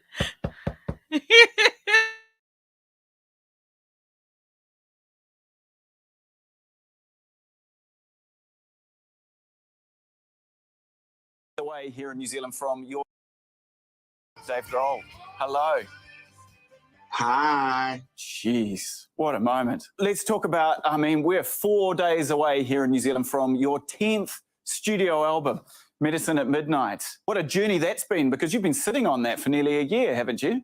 Yeah, we finished this album in February of 2020 with like great hopes of this 2-year-long world domination tour that we had booked. And then everything just went, and then we just kind of waited. Now, and as months went by, we realized that there wasn't any going back to normal anytime soon. And I really started thinking about why we make records. We're musicians that fell in love with music when we were young and started writing music to share with other people, because that really is the greatest reward, is to, write something and then let it out into the world so maybe other people connect to it or understand your emotion. And the fact that the whole machine and all of that the process that we're used to has been taken away, I was like, well, who cares about that? Like, we wrote this music for people to get down to. So let's give it to them and just get down, So it feels great that it's actually finally happening. Let's just talk about that from a personal perspective of where you're sitting at the moment, because you left school at 17 to follow the rock and roll dream. It's not just something that you do, it's part of you, and yet you have not been able to go out on stage and do that for a long time. Have you felt like, there's a big part of you missing right now? Yes and no. We've been touring for 25 years. Hard, man. We tour hard, and it's a huge part of what we do. We take pride in our live shows. But there's all these other things that I've been able to do and learn in the last year that I'm very thankful for. Different musicians that you would not expect have emailed me and said, like, hey, dude, let's get weird. Let's do a side project. I'm just sitting at home. And to me, that's what a creative mind should and would do. Yeah. It's like, okay, adapt to this weird situation and get weird and make something cool. And that's what happened. Not to mention the just the ability for the girls to have dad around a little bit more as well. Imagine that's a two-way reward system. I mean, and then there's there's part of them, I'm sure it's like, wait, is the pandemic over? Because you should go on tour. You've been at home too Get back to work, Dad. Like, come on. Like, call Dr. Fauci. Get him on this. Get out on the road. Please go. Talk me through it, Dave. We're on the other side of this. Your side of stage, the warm-up act's played, the lights are going down, they're chanting your name, the stage manager's giving you the nod, and you're walking back out onto that stage. How's that going to feel? Talk me through that moment. First of all, you perfectly described the dream I've been having once a week for the last year. Okay, that's a recurring dream that I have. Exactly that. Here's what I would imagine. The house lights go out. The people go nuts. I walk out on stage and I tell the lighting guy to turn the house lights back up because I want to see everybody. Like, I haven't seen you in a year and a half, however long it's been. I want to see each other. And let's just sit there and stare at each other for 3 minutes, face to face to face. Let's do that first. And then I'll start playing a song. Beautiful. And it'll be a song that we can all sing along to. To have that feeling back again, it'll be the most cathartic, rewarding reunion. And then we'll just blast off and play another 2.5 hours. The little hairs on the back of my neck stood up just hearing you talk through that. Now, I've got artists and promoter friends here, and they've talked of the incredible energy coming out of lockdown and what that means on stage. So I can only imagine what it's like for an act that once caused an earthquake here in Auckland that registered on the seismic charts, what that's going to mean for fans around the world. Yeah, I cannot wait to see everyone again. And obviously, we've had a very special relationship with New Zealand for 25 years. From playing, what was that place? It was like a big circus tent. Oh, the Big Top. All right, we're unmuted. Yeah, I really. So yeah, that was enough of them. Like enough of him. Like I just. Oh my He's gosh. a fucking It's just tool. the way that he talks about the whole thing. It's just ridiculous. I know, Leo. I know. He's a fucking tool. I really feel like he. I saw him in If he hadn't- 1990. I want to rewind. If he hadn't fucking been so adamant, maybe fucking Taylor would still be here. That's just fucked up. I don't. I don't know. It's the same exact thing that Dead & Co. was that when we started off the show with, doing exactly the same, demanding. Dead & Co. took it a step further and said, well, if you buy a ticket, if you can't prove that you're vaccinated, then you have to go stand over there. You have to go. Yeah, we're gonna segregate. We're gonna segregate you from the group of people, even though you just waited in line with everybody for the whole fucking time to get into the show. But we're gonna make you go stand over there.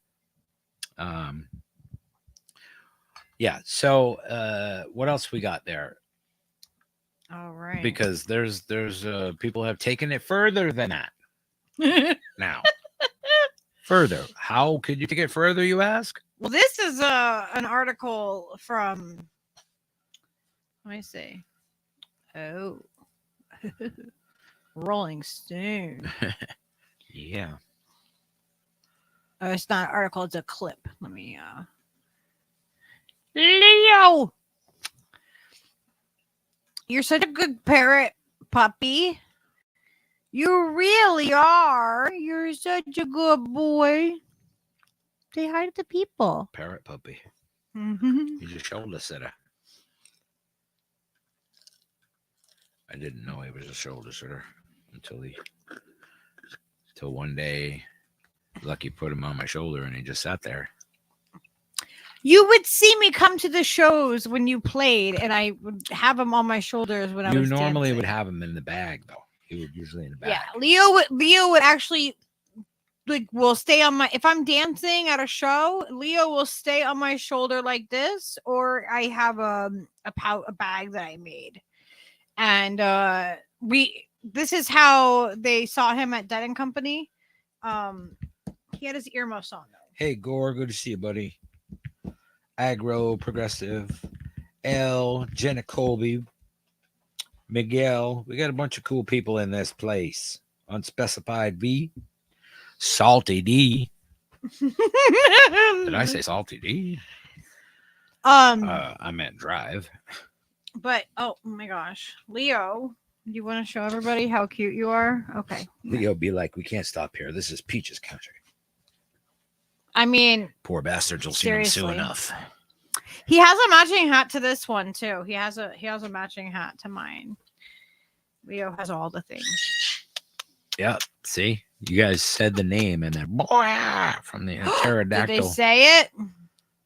Somebody said it. I said it. Stop saying what I'm saying.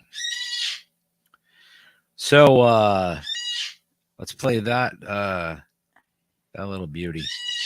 Oh, Amber King said I started a bunch of shit at the Dead Show chat in the Oregon County Fair also. Totally Nice. brainwashed. Yes, there is so much shit happening. Yes. Oh my gosh. All right, hang on. I'm going to mute us and play this.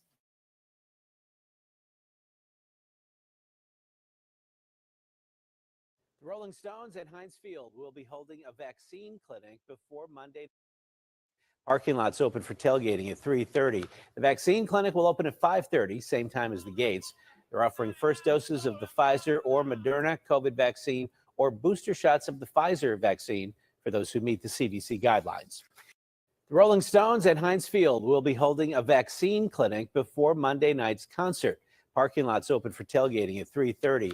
The vaccine clinic will open at 5:30, same time as the gates. They're offering first doses of the Pfizer or Moderna COVID vaccine or booster shots of the Pfizer vaccine for those who meet the CDC guidelines. The Rolling Stones at Heinz Field. Sorry. Eloped it. Isn't that nice of them? Mick's like, right, you guys go get the COVID vaccine right down there. I need some mother satisfaction. All right. Yeah. Who's got COVID? All right. Let me hear you, Pittsburgh. You know, like, have you seen the Rolling Stones ever? Anybody? It's kind of like Not in person. I haven't. it's kind of like going to see Ozzy, except Mick moves more, but they do the same thing. Like, and it's just like this weird voice, slurry sounding British accent saying, "Oh, I love you, all right." And then they start me up and oh god. It's fucking played out. I mean, it is pretty fucking cool. The first time you see them, it's like, damn, it's all those songs. I love every one of those fucking songs. And then if you go see them on a tour, like more than one show in a row, you'll probably leave halfway through because you're like, oh, they're gonna play that again. And they have more songs than fucking, anybody. They don't have to repeat songs, but they do. And that's fucking just tired as shit. I saw the Steel Wheels tour and seen 3 nights, and 2 of them were just about identical with the different encore. It was cool. Like I'm saying, man, it was fucking high energy, really fun. All right. Come on, Syracuse. Like whatever the fuck. He was just like, Mick is jumping around and Keith is smoking cigarettes, and it was fucking cool. And now you can go and you can get. Now you can get your COVID. You got your COVID shot, all right. And you can be all like in glory with them that you got it. Have a myocarditis Rolling Stone experience. You can be salt of the earth. Let's drink. How I really to the feel about it hardworking is people. not what we gotta say what we gotta say. Yeah. So like this shit lib show is brought to you in part by the makers of COVID-19. And I don't know what else to say about these people. If you see is that the end, right? That's the end. That was for that one. Yeah. Okay. Let me see. Oh, yes. Next up. Do you remember who's next? Oh, no, I do not. I just got a message came in on the teleprompter. It said, don't forget to play the best song to play when you see dumb shit on the internet. Yeah, I know we will. All right. I just want to make sure I got an urgent message from headquarters. What would Jello do? Dead Kennedy's superstar frontman and political funny guy.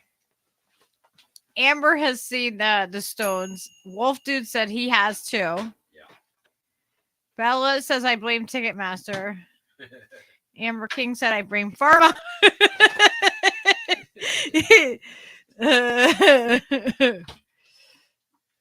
Miguel Meat Butter said yes, I went to their 2005 tour. And Amber said they'll pay anything for naming rights or kickbacks. Mm-hmm. You all of them.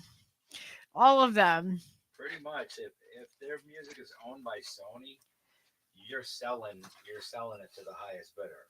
It's I mean, well, we talked about like what happened with Spotify just a little bit ago. It's the same type of thing. It's whoever's going to give them the kickback. Same with Snoop Dogg doing big surveillance state. It's the same things over and over again, like we showed with Will Smith with the alopecia drugs and Pfizer.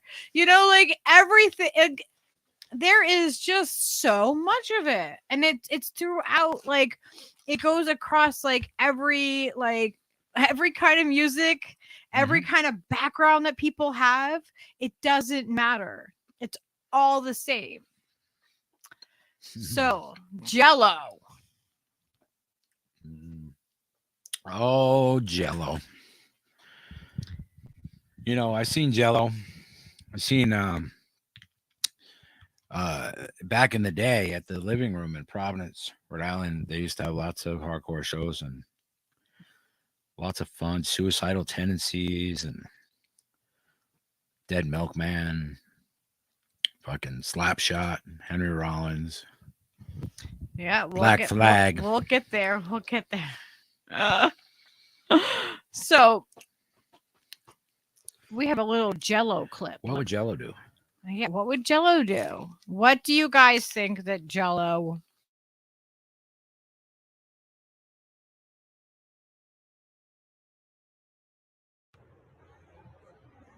All right, here we go. And now it's time for another edition of What Would Jello Do?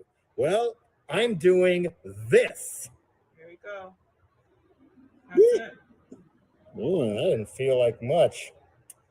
All right, finally got in for shot number 1, and you should too. Sorry, anti-vaxxers. Sorry, Robert Kennedy Jr. If there ever was a gamble worth taking, this is it. Go.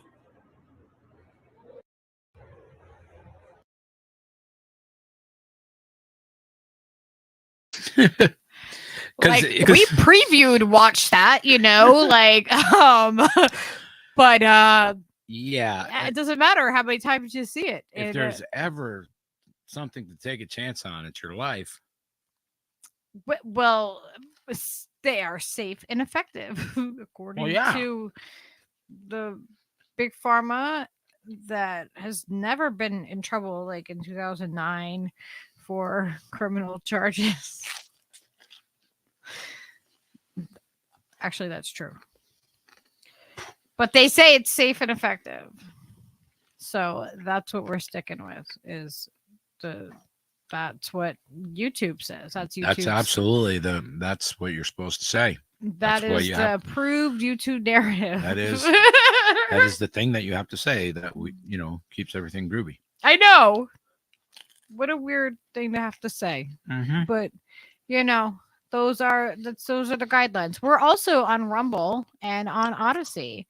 And I would love it if you would click one of the links in the description and follow over there and give us a like over there.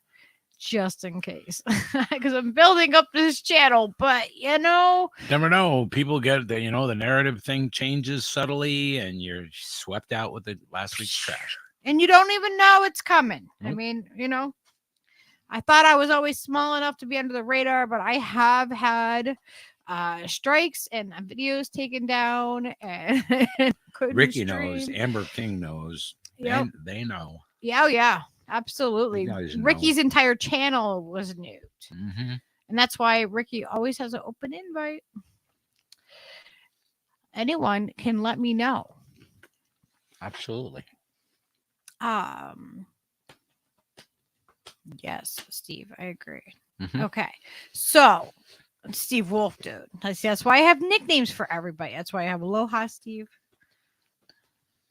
Mm-hmm. You call him Wolf Burger and all kinds of weird things. Yeah.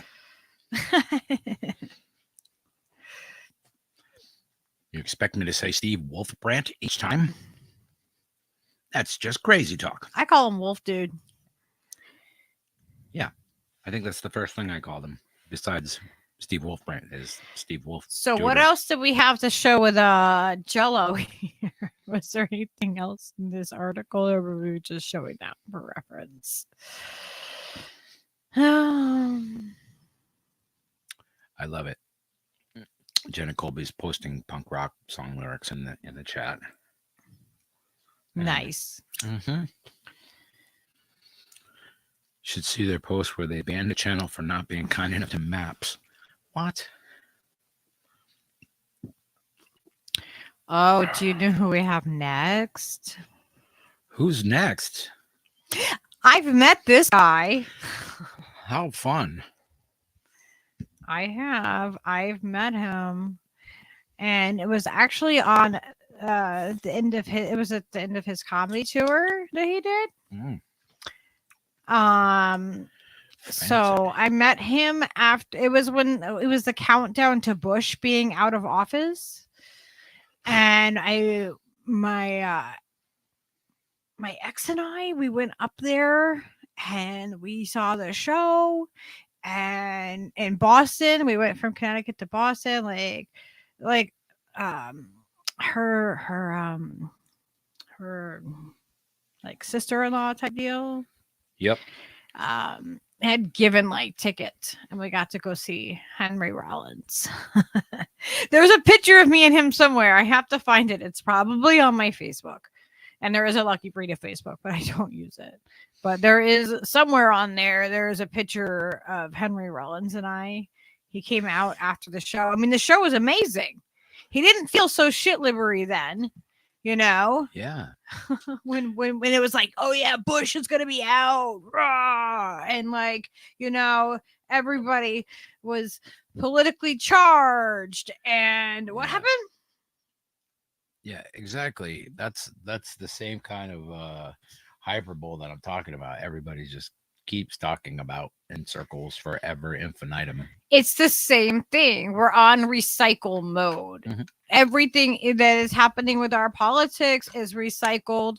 These celebrities and musicians are all recycling the same propaganda. It's just being recycled nonstop.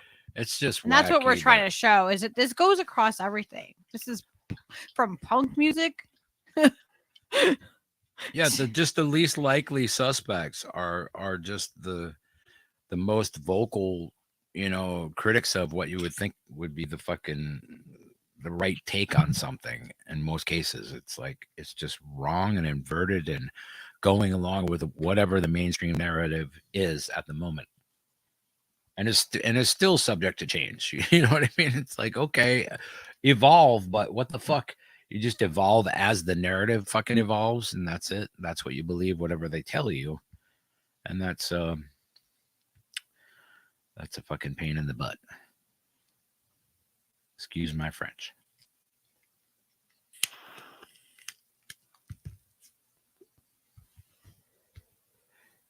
Clarence from the E Street Band, the big man.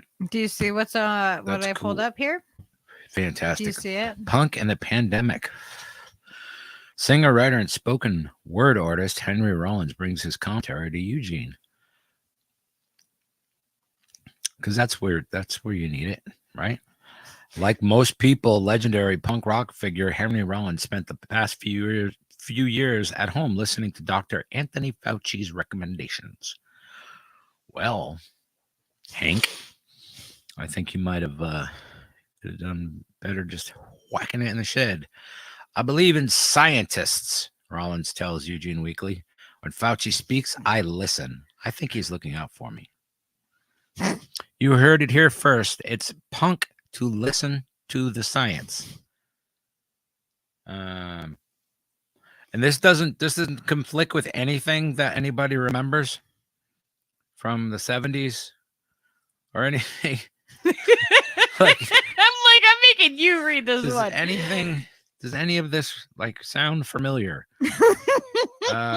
Roland's It's body. hard to say some of it, isn't it? It's hard to even read an article that it's like that has a very different Rollins' body of work is diverse, from photography to writing spoken word, but most people know him of the front man of the influential punk band Black Flag. Okay, he brings his brand of humorous and acerbic insight on current events and his life to Eugene when he speaks at McDonald Theater Saturday, May 14th. It's his first tour of speaking events since the start of the pandemic. While at home for the past few years, Rollins has come to terms with saying goodbye to international travel. Yeah, fuck it, right? Something that has been part of his identity. Oh. And he also spent a lot of time while at home reflecting on the state of the U.S. politics and right-wing extremism. Spent a lot of time with that. I see the damage that Ronald Reagan did to dumb down the electorate, he says. When rational adults who can put on pants and drive can tell you that a vaccine can hold tiny tracking devices so that communist Joe Biden and his evil socialist henchmen can keep track of you. It's like, wow, that's not smart. That's just crazy. What the fuck is this? He says, when rational adults who can put on pants and drive can tell you that a vaccine can hold tiny tracking devices so that communist Joe Biden and his evil socialist henchmen can keep track of you. It's like, wow, that's what the fuck? That's just crazy.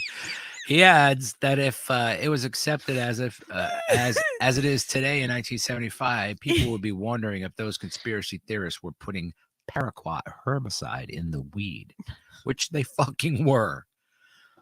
So Hank, if you will, Henri, I think he's a little Oh my god! I don't know. Maybe making me laugh. Like, what the fuck? He might have banged his head a little hard on something. He seems to have forgotten most of everything that ever seemed like he was some kind of socially. I don't understand how you get there. The vaccine and masks have become heavily politicized, he says. He's watching a country not intellectually prepared for a pandemic at a time of deep political division. I think we've stopped evolving. I think that's a little self-awareness kicking you in the face right there, Hank.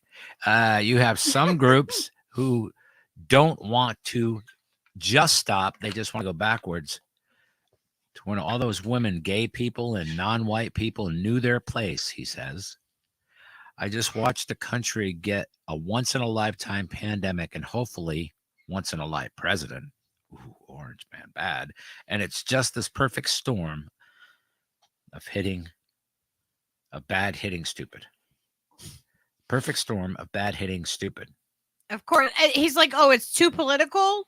And then what happens? And then he talks about politics. In addition to all of that, Donald Trump is still influencing dangerous discourse. So he's talking about stuff. Rollins points to Trump's use of the word heritage as a political dog whistle. Dude, you've just greenlit some really bad people, he adds. Don't use the H word because all of those people are saying, let's go. Rollins lives in Los Angeles near a gun range that was formerly a theater. Completely unrelated. The place is busy I know, what does that have with to people do? shooting guns. And he says it makes him wonder whether they just like shooting paper or if they're getting ready for something. Oh, okay. That's so, what it makes him wonder. You know, he wonders about things. Obviously. Yeah, and he's I could tell from this interview that he, Henry Rollins is a wanderer. He's and he's ponderer. thinking about whether or not the people that are at our shooting range, this is what you do at a shooting range, Well, and that's not a political thing. He prefaces it by It's saying not like you have to be a Republican to have a gun or to shoot guns. That's not like what? He prefaces it by saying that he's not a conspiracy theorist, but he wonders sometimes about some shooters there. Someone put something in his mind, and he's getting really good with that AR-15. By the fourth quarter of the year, there's going to be some awful headlines, he says. I want to be wrong about this, but I think there's going to be some grown-ass men acting out this year because something is in their head. Maybe it's the nanobots you don't believe exist. At the same time, as a touring musician, Much love, Steve. he says he's seen some of America's soul while on the road. You'll never be cynical when you meet Americans in America, he says. Seeing a Walmart employee 10 years older than you wearing a back support brace, stacking cans of applesauce at 4 a.m., who also tells you to have a good night, is the country's salt of the earth, he adds. What? Travel has been a big part of Rollins' identity, whether he was sitting in a truck with smelly guys of my band or watching a 2 p.m. sunset in Denmark. But age is catching up with him. He says at 61, he doesn't know if he has many trips left in him, especially with COVID complicating the travel. I don't know if I'll get back to Europe, and I will miss it, he says. So he's left with the memories of the international travel, especially with the Omicron variant canceling his February European tour dates. He refers to his travel memories as his Wayback Machine. I have a lot of fond memories of winter in Europe, he says. He remembers nights of performing and looking for restaurants that sold massive amounts of lasagna for cheap. Sitting in a coffee shop in Moscow, St. Petersburg, or Warsaw, listening to Heroes album by Bowie in my headphones. Even though his travel days may be over, he spends time hosting bands traveling through LA. It's what his mother did in the 80s for bands like Husker Du. He says, so he's giving back to the scene. I call it Discord West, referring to a record label owned by his friend Ian MacKaye of The Minor Threat and Fugazi. I've had all kinds of musicians sleeping on my floor, and I've slept on so many floors in my life. Oh, I'm so glad that's over. I don't think I want to know any more about Henry. I think I know exactly enough right now. I'm sure it'd be an interesting cat to talk to, but my God. Yeah. I mean, I'm sure. I'm sure, like, that's the thing, is that we have a lot of probably in common that we could talk about with all of these people. A lot of people, sure. You know, but that doesn't mean. But that whole take on Fauci is looking out for you and all the fucking, what the fuck are you talking about? Where are your critical bro? thinking skills? Like, what is punk? Like I thought, you know, like I thought punk was. Oh, it was different, man. That was different than that. Like, when did that happen?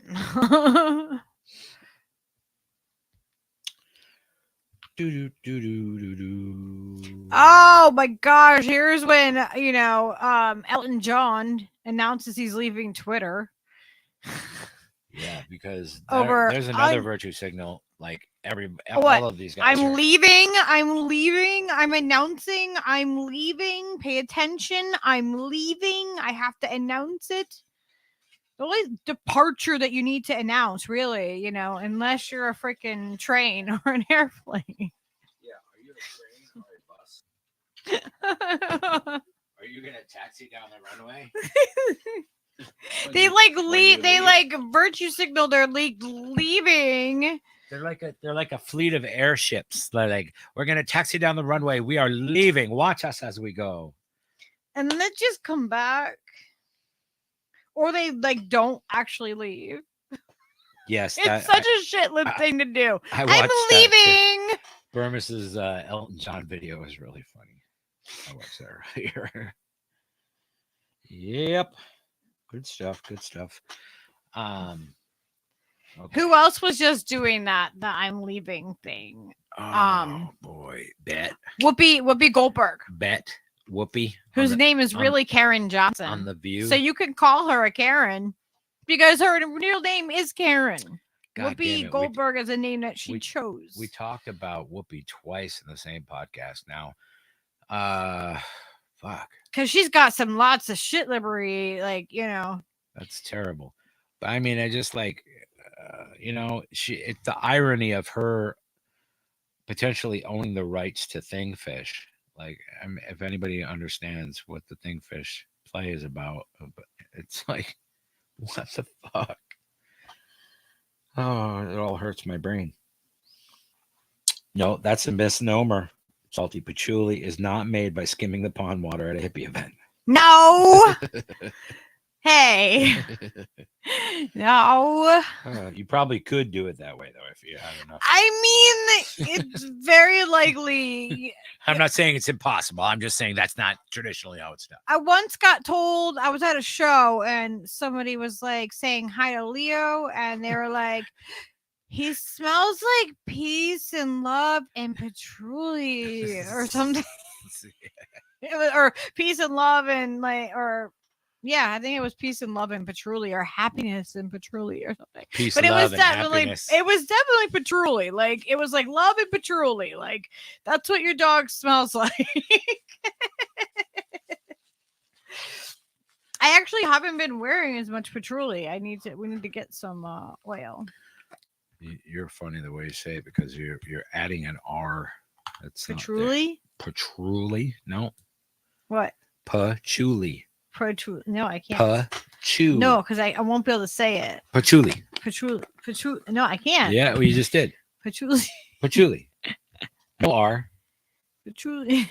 No R sound. Don't stop trying to make an R with your mouth. Okay, listen, I've been saying it. Stop trying to make an R with your mouth. Like, the 90s. You've been saying it improperly since the 90s. God damn it. Probably. You've never told me I was even saying it wrong. Goddamn hippies. Pond scum smelling hippies. I used to get in trouble. My mom used to be like, that smells like the earth. Well, guess what? It's just an herb. Imagine that. I love the smell of patchouli myself. So Elton John, legendary singer-songwriter Elton John, has announced that he was leaving Twitter over new rules that will allow unchecked, in parentheses, misinformation. And Elon Musk responded. This, it's like a shitlib talks to the friggin' psyop. Like, what the fuck? Yeah. They have a direct link. and people will take this as like a real thing. Like, as if this isn't like... Well, of course, because, Elon is richer than anybody. Not scripted. And Elton is richer than God. So everybody is super rich. So, of course, they know each other. They hang out on the Epstein Island and all that. They're all together. They're doing stuff in the valley together. Whatever. Baby's blood. Elton John said, all of my life I've tried to use music to bring people together, yet it saddens me to see how misinformation is being used to divide our world. I've decided to no longer use Twitter, given the recent change in policy, which will allow misinformation to flourish. How can we be sure that wasn't misinformation? I don't know if I trust it. I know. Maybe. Has this been verified? Did he pay his $8? I want to know what's got going blue on. Checks. What is happening? He's really leaving because he doesn't want to pay his $8. Elton. You have all those royalties. You only have to split them with Bernie Taupin. Come on, bro. I wonder, did he really leave? I don't know. We should check it now. Let's check it, because that could have been a psyop within a psyop. Dun, dun, dun, dun. Where's the psyop music? Somebody cue the dun dun dun. They don't have psyop music, but look at that picture of Elton John. He's wearing glasses. Like, those look like a pair that Skyla wore when she was little. Like, remember those glasses when you were 7? That's what Elton likes. No, they used to call her Hollywood, and she had a pair of glasses just like those. They were little sunglasses. They called her Hollywood. Yes. Was she running around with the Applejack in the hood? What the fuck are you talking about? She was with Applejack, allegedly. No, she was with Applejack. Shit. Yeah, Hollywood. They used to call her Hollywood because she would wear them inside. I guarantee she doesn't want you talking about that. I have to mention it now. But this is what I get to share my memories of Skyla when she was little. I try to do it. We used to go to the flea market a lot. What I can remember of them. And we would bring the even though we had to go upstairs to get into the flea market, we would bring the umbrella stroller. That's a bougie flea market. Got it upstairs. Yeah, you know which one it is. It's the one pretty close to us. That's we're not gonna say. But oh yeah. I remember now where you're talking. Yeah. So and she had the little glasses like that, and she would keep her glasses on even inside, and they used to call her Hollywood in the flea market. Because we used to go there all the time. Like this whole thing in my head. Yo, what up, Hollywood? Yo, check it out. It's Hollywood down there. It was like all the regular people that worked there. They all called her Hollywood. She's like fucking 3'1", like bopping through the flea market. She Yo, was like Hollywood. She was like 2-year-old. That's what I'm saying, like a little toddler bopping through the fucking flea market. Yo, check it out, everybody's Hollywood. And I would put What her up, curly Hollywood? hair up in little I could just pigtails. imagine. So she had like 2 little curly pigtails up top, and Good she stuff. had her little glasses on. I love a good origin story, you know? But they look just like those ones. Oh my gosh. Oh. Do. Skyla's probably not watching the stream. So Self-care Maven said, I used to party in the neighborhood church where he started way back in a different life. What? That's awesome. Well, yeah, Little Horny is a unicorn, but he identifies as a Pegasus. That's true. Like a hip hop Pegasus, though, you know. Wolf Brandt. Not just your Wolfie. average. Yep, X. Yeah, if you criticize Elon at all, you will be eliminated from the Twitter sphere. Okay, can we stop looking at Elton's little chubby turkey neck with his little Hollywood glasses? Yo, Hollywood! Yo, I got some new glasses in. Come check them out. Oh, They wait. 2 for Who $5. is next? Oh gosh. This brings us up to something a little bit more present. Just recently. Who is our next contestant? Do.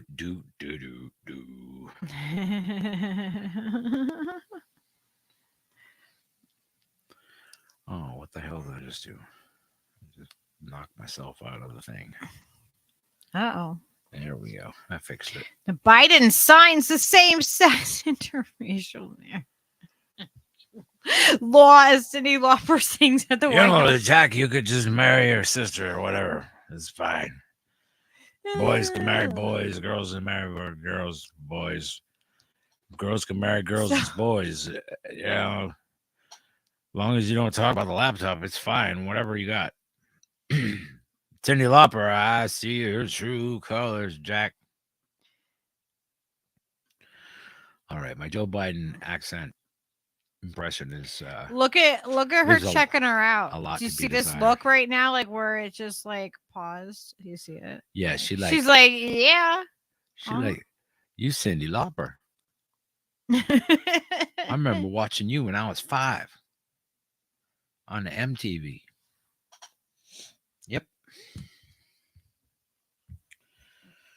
All right, so I'm gonna Yeah, mute us she got real a sniff quick. of Cindy that looked like she's like, "Oh, you smell good, girl." Oh my Look at that god! look on her Ew! face. Tell me she's not doing a Joe Biden. She look at her. She's like, Oh, that got that face like, "Oh, Cindy, you smell good." ew. Okay, now I'm muting. Hi, I just want to tell you I came here because I wanted to say thank you to President Biden, Speaker Pelosi, Vice President Harris, and all the advocates and his team for once our families, mine and a lot of my friends and people, you know, sometimes your neighbors, we can rest easy tonight because our families are validated and because now we're allowed to love who we love, which sounds odd to say, but Americans can now love who we love. And bless Joe Biden and all the people that worked on this for allowing people not to worry and their children not to worry about their future. Thank you. And thank you for being supportive. And hey, I will sing out to you. Thank you very much.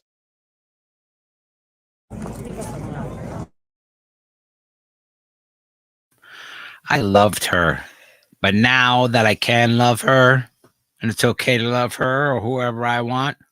I can't love her. Yeah, anymore. Joe Biden suddenly made it okay to love who you want to love. Her hair is on fire in Fantasia. Yes.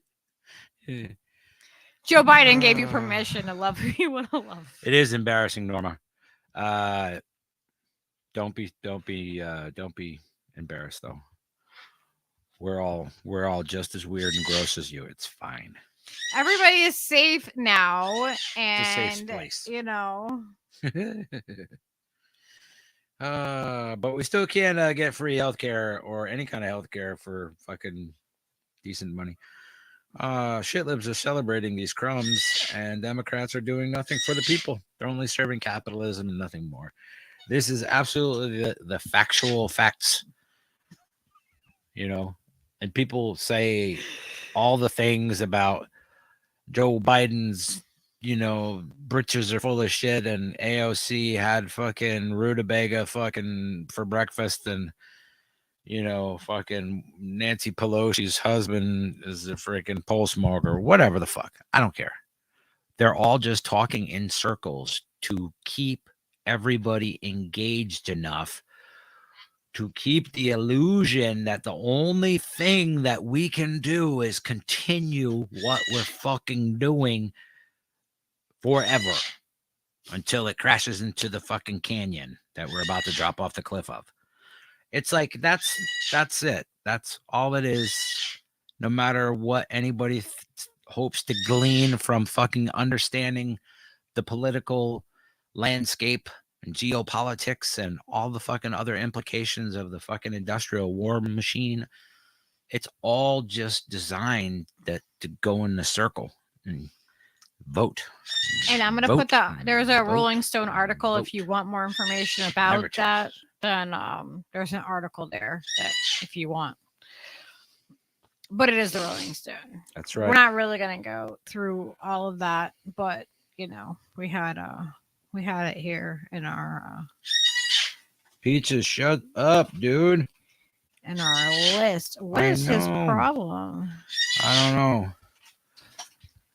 So this is time today, and that time is every day. we have a fun bit here. Something profound. Yes. What was the fun bit? Oh, I remember now. Do you? I don't. Not all. I'm lying. I don't know. Oh my god, you're gonna remember and be like, oh my god, this is the best. Yeah. Okay. All right. Wait, how do I? In the 1940s, called baby. Boo boo ba ba doo ba ba doo doo ba doo ba doo. All right. Skilly ba I gotta bum. add it onto the screen. Add it onto the screen. Yes. Put it on the screen so we all can see. Yes. Yeah. I still can't see it because there's a lag in between your screen and my seeing. Salty said I'm killing him tonight. Hey, I told you this was gonna be funny. We were gonna have a lighter show tonight. It's lighter. We had some heavy stuff, heavy topics lately, talking about Canada and Maid and all of that. So yeah. I felt like we should have like a much, like lighter show that we can still have fun. All right. So here we go. We're gonna play this. This is talking about the music and kind of like the cancel culture and what's kind of happening. Let me mute us real quick. Yeah. The one that really killed me was last Christmas. We canceled a song that was written in the 1940s called Baby It's Cold Outside. People said that they were triggered, that the lyrics were rapey, and they had toxic masculinity. And that's fine if you feel that way, but radio stations across the country wouldn't play the song because people were outraged, which is fine if you feel that way. But at the exact same time, the #1 song in this nation for over 2 months was Wet Ass Pussy. I am not making that up. You can look it up. Google it. So I want to wrap up my show by comparing and contrasting the lyrics of these two songs. If indeed this country has lost its fucking mind, shall we? Let's start with the horribly offensive Christmas song written just after World War II. I really can't stay, baby, it's cold outside. I gotta go away, baby, it's cold outside. This evening has been so very nice. Yeah, you fucking with some wet ass pussy. Bring a bucket and a mop for this wet ass pussy. Beat it up, N-word, extra large, extra hard. Put this pussy right in your face, swipe your nose like a credit card. My mother will start to worry.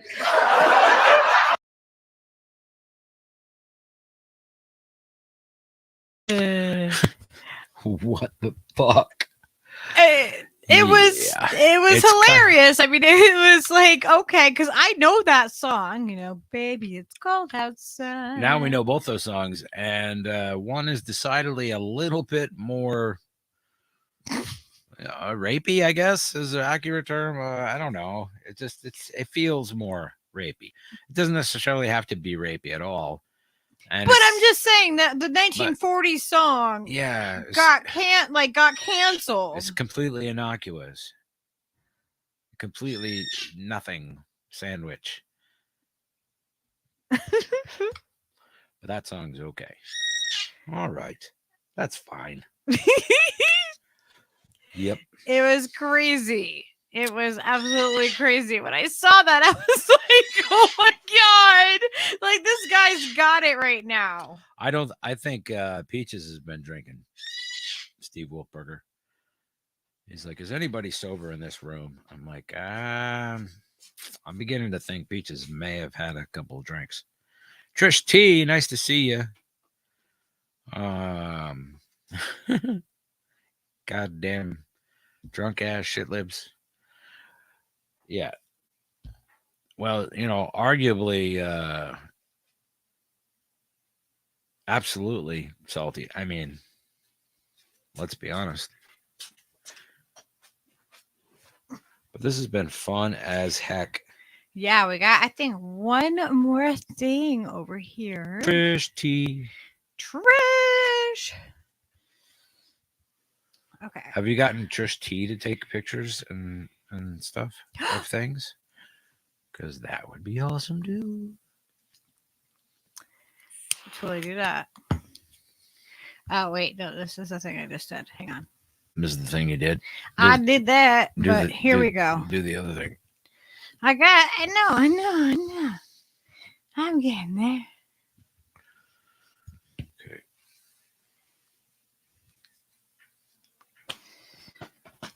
That goddamn fucking bird. At least he's in the other fucking room. And on a you know, a positive note. Yeah.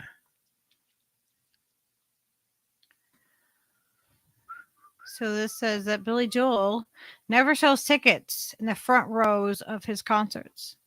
Aside from wanting to beat the scalpers, he's tired of all the bored rich people staring up at him.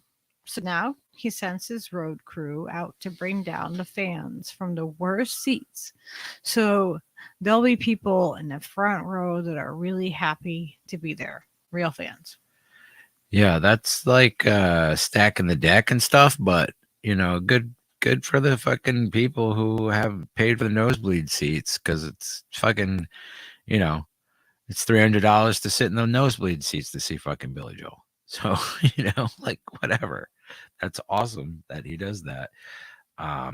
That's not shit libby. That's something that you could be like a kind person and do something cool for your fans' experience.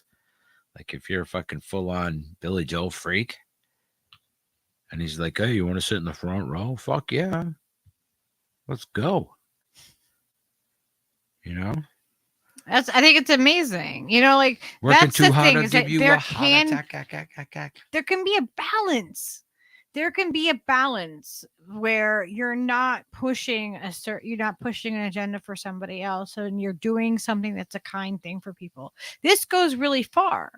Because I would be one of those people that would be in the nosebleed seats, and I got, you know, I got to go down there in the front row. I would be like absolutely thrilled. Sure. Hey, good night, all you peoples that is heading out. We're gonna wrap this sucker up. Put a bow on it. And thank you all for joining us. We appreciate it. Please, if you'd like to help us do this more, please click the link in the description. You can see this thing scrolling by. We have one thing for them on the way out. Which we we haven't even seen ourselves. We love you. And if you find some bullshit on the internet and you want to call bullshit, you could just play this for them. Oh wait, no, not that yet. Not that yet? No. What? How did you let me set that up and then no? I'll do that right now. I'll do that Gosh. instead. Dang it. Hang on. I gotta I'll go. be I gotta go over to your thing. Yes, we'll give everybody the link for it. I have to find it. be able to find it. Find it. What? There's a short of Leo? Why is Sneak up Leo behind on her, here? because he's adorable. And he will get you clicks. He will get you views. Oh my Beep. God. Beep. Really? People can't see it, can they? Are you sure? No, I can't. You Well, guys that's- are going to have to go check out Steve's short of Leo. Okay. Oy, oy, oy. I'm trying to. Oh my gosh. I don't know how to make this work. Okay. Hang on. I got it.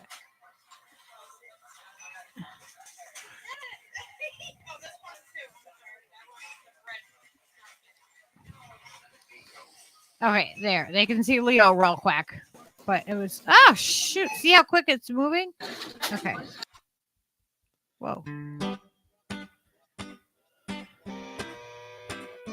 Holy shit, man, you did it. Oh my God, they said it couldn't be done, but you did it. You're so smart. Oh my God, you put the dumbest shit I've ever seen up on the internet for everyone. You did it. You're a genius. That's it.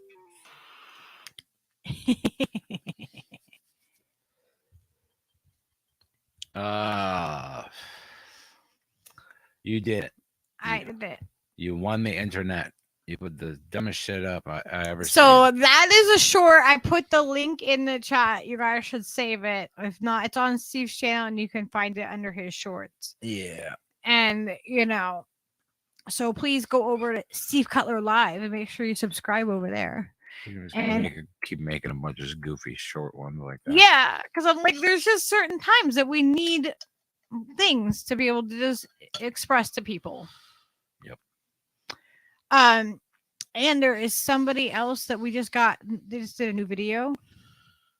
Oh, yeah. We haven't seen it yet. I seen it. Oh, you did? Yeah. Do you like it? It's funny. It is. It is. Okay, so we're gonna play this for you guys on the way out. And we'll see you next time. And please go over. I'll put the link for this channel. Go over and give them a like if you like it, because we find them funny. We don't. I don't know even what they said on this one. Yeah. But they're you know, for the most part they're pretty hilarious. They are hilarious. Does not mean that I agree with everything that they say. It's not an endorsement completely, but they're really funny. Yeah, it's an endorsement that they're fucking funny. Absolutely. Okay, that is the link to what I'm going to play right now, and we're going to play out with this. We love you guys. What's today? Thursday? Yep. We'll definitely be back on Saturday. We'll see you on Saturday And then Sunday. On Sunday as well for Drew's show and Lucky show, and we'll see you then. Awesome. Peace. All right, let me put this. Much love, familitas. I'm going to make this big, and we're going to play Mr. Turtle's new video on FTX. Oh my goodness. Yeah.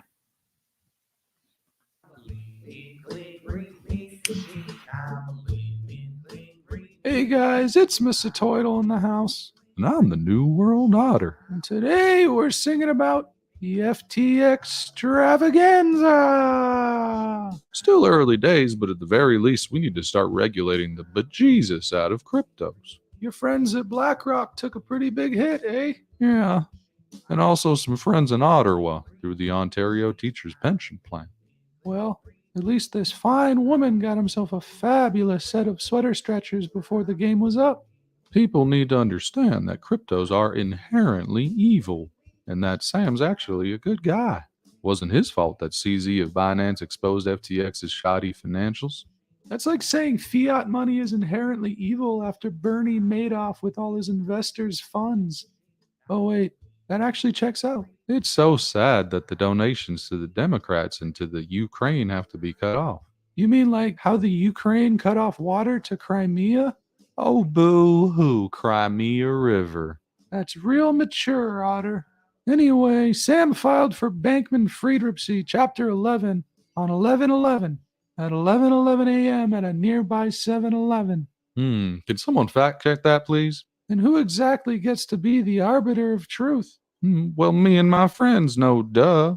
But don't you see how that backfires? Censoring people actually validates what they're saying. And a lot of stupid people be saying a lot of stupid shit, yo. Just let them. And stop trying to police everyone's speech, you autocratic totalitarian. Why, you motherfucker. Crazy hair, sociopathic stare, shows up out of nowhere, billions into thin air, connections abound, ex-girlfriend's a hound, they were all passed around on Bahamas compound. FTX was deep state, made to defraud and deface, decentralized crypto space, replaced with track and trace. Moral abatement fraud revealed that all banks are flawed. Once the bank run is on, shorting spree has begun. Shorting spree has begun. Once the bank run is on. Once the bank run is on.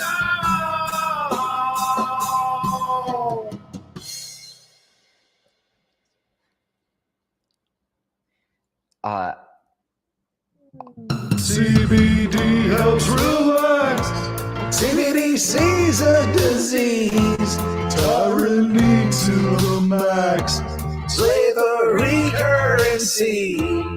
Are you done spewing facts? No, I'm not actually. Who else deserves scrutiny? Federal Reserve, can't you see? Fractional Reserve Ponzi scheme. Interest on phantom funds usury. They'll get bailed out by us eventually.